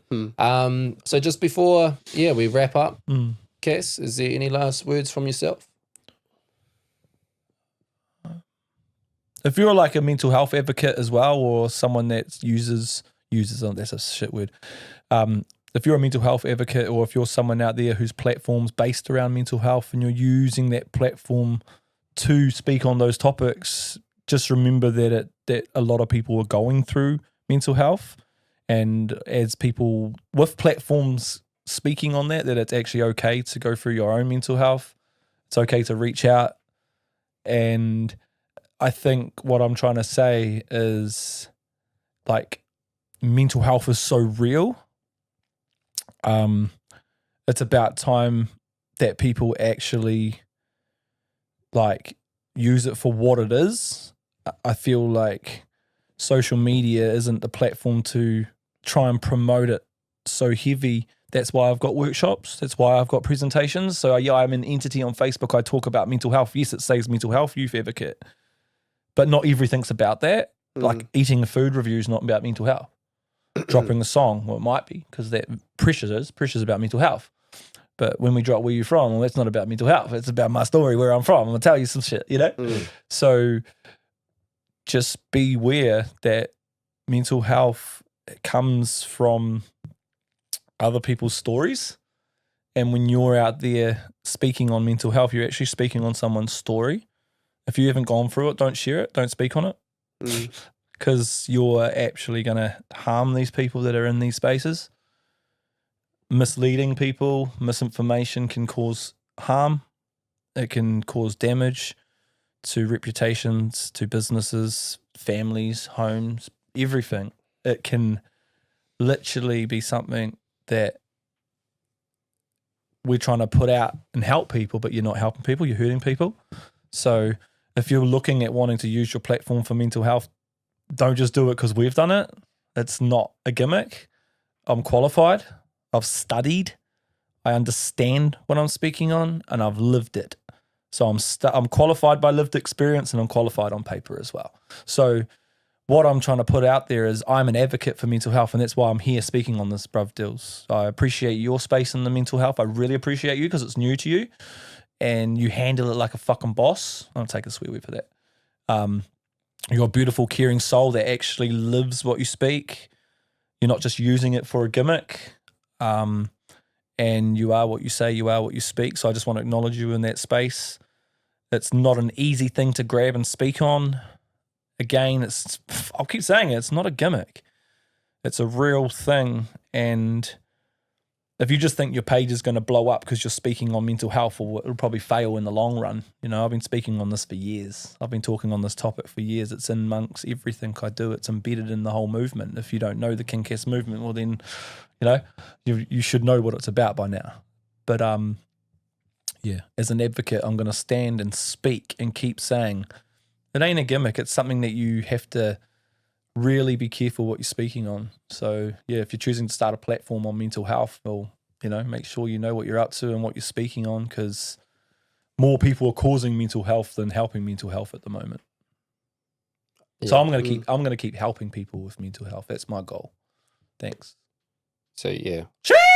Is that it? I think that was a good way to wrap things up. Thank you for your acknowledgement. I do just want to recognise as well, like I don't claim to have a mental health platform. So anybody out there that watches and sees me and consumes my information, products, podcasts, all the rest of it, I'm not a mental health advocate by no means. Go and talk to counsellors, talk to therapists, don't talk to me. You know, more than happy to reach out. I'll point you in the right direction. But as you go, you know, throughout the years, man, you get some crazy shit in your inbox, eh? Like, once upon a time, I put out a song called Heal the Wounds. It was about self-harm. This was 14 years ago. It had nearly on the way to 500,000 views. and it got taken off YouTube recently, which sucked. It's a little milestone, a part of my history is gone. But you know, off the back end of that, I had somebody reach out to me and message me and say that my lyrics were in somebody's suicide letter. And that's powerful, bro. And that's heavy, you know. So I just want to say, like, you know, I'm not a mental health advocate. Don't come to me. I can't fix your problems. You need to go to a counselor. You need to go to a therapy or find yourself an outlet. Same with me. I can't fix your problems, but I can advocate. Yeah. And so for me, what I'd like to do is just, I think awareness is more the right word. And it is just, let's have a podcast. We'll sit down. We'll start it off with where are we at? And because that's just standard. Like we're talking to human beings. Yeah. Where are we at with, you know, how are you? Yeah. It's just it's an in-depth layer to that. It's a real proper how are you? Yeah, it is. And it's genuine. You're good, bro. But it's genuine. Like I sit there and whoever's sitting in that seat, I want to open it and hear who they are, what they are, how they're feeling, why. Because I want to know who this person is that's talking to us. That's what our podcast is about, breaking the stigma, about open conversation. So that's what we do up in here, Making a Statement podcast. This has been episode 13. Halloween season. Again, makingAstatement.co.nz. I usually go like this and go get the pressure shirt. But I want to say shout out to Cass, who's got the most dopest outfit on right now, with the shoes to the socks, okay? The hat as well. I said at the start, it's podcast talk. I put my foot up. I always leave my business socks on. Put my kicks on, but I got a Homer Simpson face sitting right there. And so I'm like, damn, that throws off my mismatched outfit, you know? Now I got a Homer Simpson with green coming out there. So I was looking at your shoes, your red socks, and like, damn, what are my Homer Simpsons doing down here? Yeah. But, you know, it is what it is. I love the outfit. I recognize that. Gee, it looks dope. Always come swaggy, brother. That's the part of the image. 100%. I love clothes. Yeah. And shoes. I've always acknowledged that about you. Like, you move in that space well. So shot my bro. And brother E, anything you want to say to wrap us up? No. Bye. I'm Ethan. Bye. Gonna happen as fire but fighter, ain't nobody putting it down. I'm holding it down, no common grounds. I'm making a statement, is the way to claim that you're running the town.